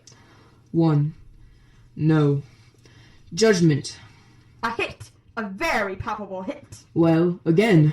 Stay, give me the drink, Hamlet. This pearl is thine. Here's to thy health. Drums, trumpet sound. Shot goes off. Claudius drops pearl into cup. Give him the cup. I'll play this bout first. Set it a while. Come. Hamlet and Laertes play. Another hit. What say you? A touch, a touch. I do confess it. Our son shall win. He's fat and scant of breath. Here, Hamlet, take my napkin. Rub thy brows. The queen carouses thy fortune, Hamlet. Picks up the cup with the pearl. Good madam. Gertrude, do not drink. I will, my lord. I pray you, pardon me. Drinks. It is the poisoned cup. It is too late. I dare not drink yet, madam. By and by. Come, let me wipe thy face. My lord, I'll hit him now. I do not think it. And yet it is almost against my conscience. Come, for the third, Laertes, you do but dally. I pray you pass with your best violence. I am afeard you make a wanton of me. Say you so? Come on. Hamlet and Laertes play. Nothing, neither way. How about you now? Laertes wounds Hamlet. In scuffling they change rapiers. Hamlet wounds Laertes. Part them! They are incensed. Nay, come again. Gertrude falls. Look to the queen there. Ho! They bleed on both sides. How is it, my lord? How is it, Laertes? Why, as a woodcock to mine own springe. Osric, I am justly killed with mine own treachery. False. How does the queen? She swoons to see them bled. No, the drink, the drink. Oh, my dear Hamlet, the drink. I am poisoned. Dies. Oh, villainy! Oh, let the door be locked. Exit Osric. Treachery, seek it out. It is here, Hamlet. Hamlet, thou art slain. No medicine in the world can do thee good. In thee there is not half an hour of life. The treacherous instrument is in thy hand, unbaited and envenomed. The foul practice hath turned itself on me.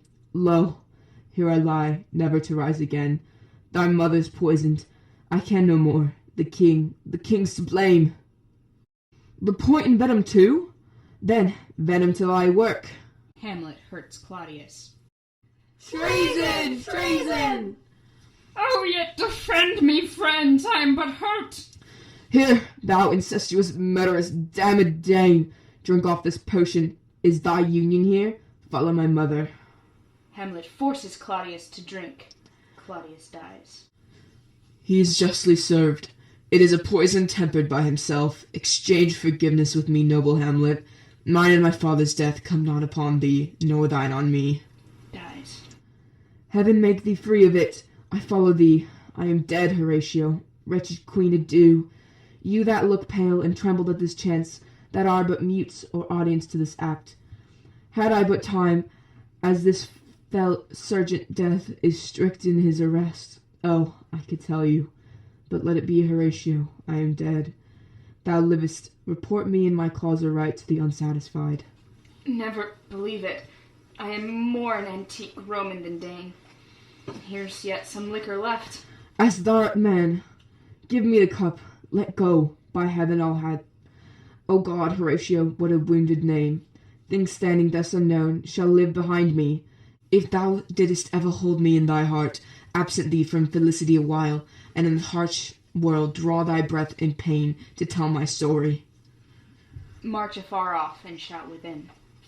What warlike noise is this? Enter Osric. Young Fortinbras, with conquest, comes from Poland. To the ambassadors of England gives this warlike volley. Oh, I die, Horatio. Potent poison quite occurs my spirit. I cannot live to hear the news from England, but I do prophesy the election lights on Fortinbras. He has my dying voice. So tell him with the occurrence more and less, which have solicited the rest in silence. Dies. Now cracks a noble heart. Good night, sweet prince, and flights of angels sing thee to thy rest. Why does the drum come hither? Enter Fortinbras and the English ambassador, with drummer in attendance. Where is this sight? What is it ye would see, if aught of woe or wonder cease your search? This quarry cries on havoc. O proud death, what feast is toward in thine eternal cell, that thou so many princes at a shot so bloodily hast struck? The sight is dismal, and our affairs from England come too late. The ears are senseless that should give us hearing, to tell him his commandment is fulfilled, that Rosencrantz and Guildenstern are dead. Where should we have our thanks? Indicates Claudius. Not from his mouth. Had it the ability of life to thank you. He never gave commandment for their death, but since so jump upon this bloody question, you from the Polack Wars and you from England are here arrived. Give order that these bodies high on a stage be placed into the view. Let me speak to the yet unknowing world how these things came about. So shall you hear of carnal, bloody, and unnatural acts, of accidental judgments, casual slaughters, of deaths put on by cunning and forced cause, and in this upshot purposes mistook fallen on the inventors' heads. All this can I truly deliver. Let us make haste to hear it, and call the noblest to the audience. For me, with sorrow I embrace my fortune. I have some rights of memory in this kingdom, which now to claim my vantage doth invite me. Of that I shall have also cause to speak, and from his mouth whose voice will draw and more. But let this same be presently performed, even while men's minds are wild, lest more mischance on plots and errors happen. Let 4 captains bear Hamlet like a soldier to the stage, for he was likely, had he been put on, to have proved most royally, and for his passage the soldiers' music and the rites of war speak loudly for him. Take up the bodies, such a sight as this becomes the field, but here shows much amiss. Go, bid the soldiers shoot. Exeunt marching, carrying the bodies, after the which a peal of ordnance are shot off. The end.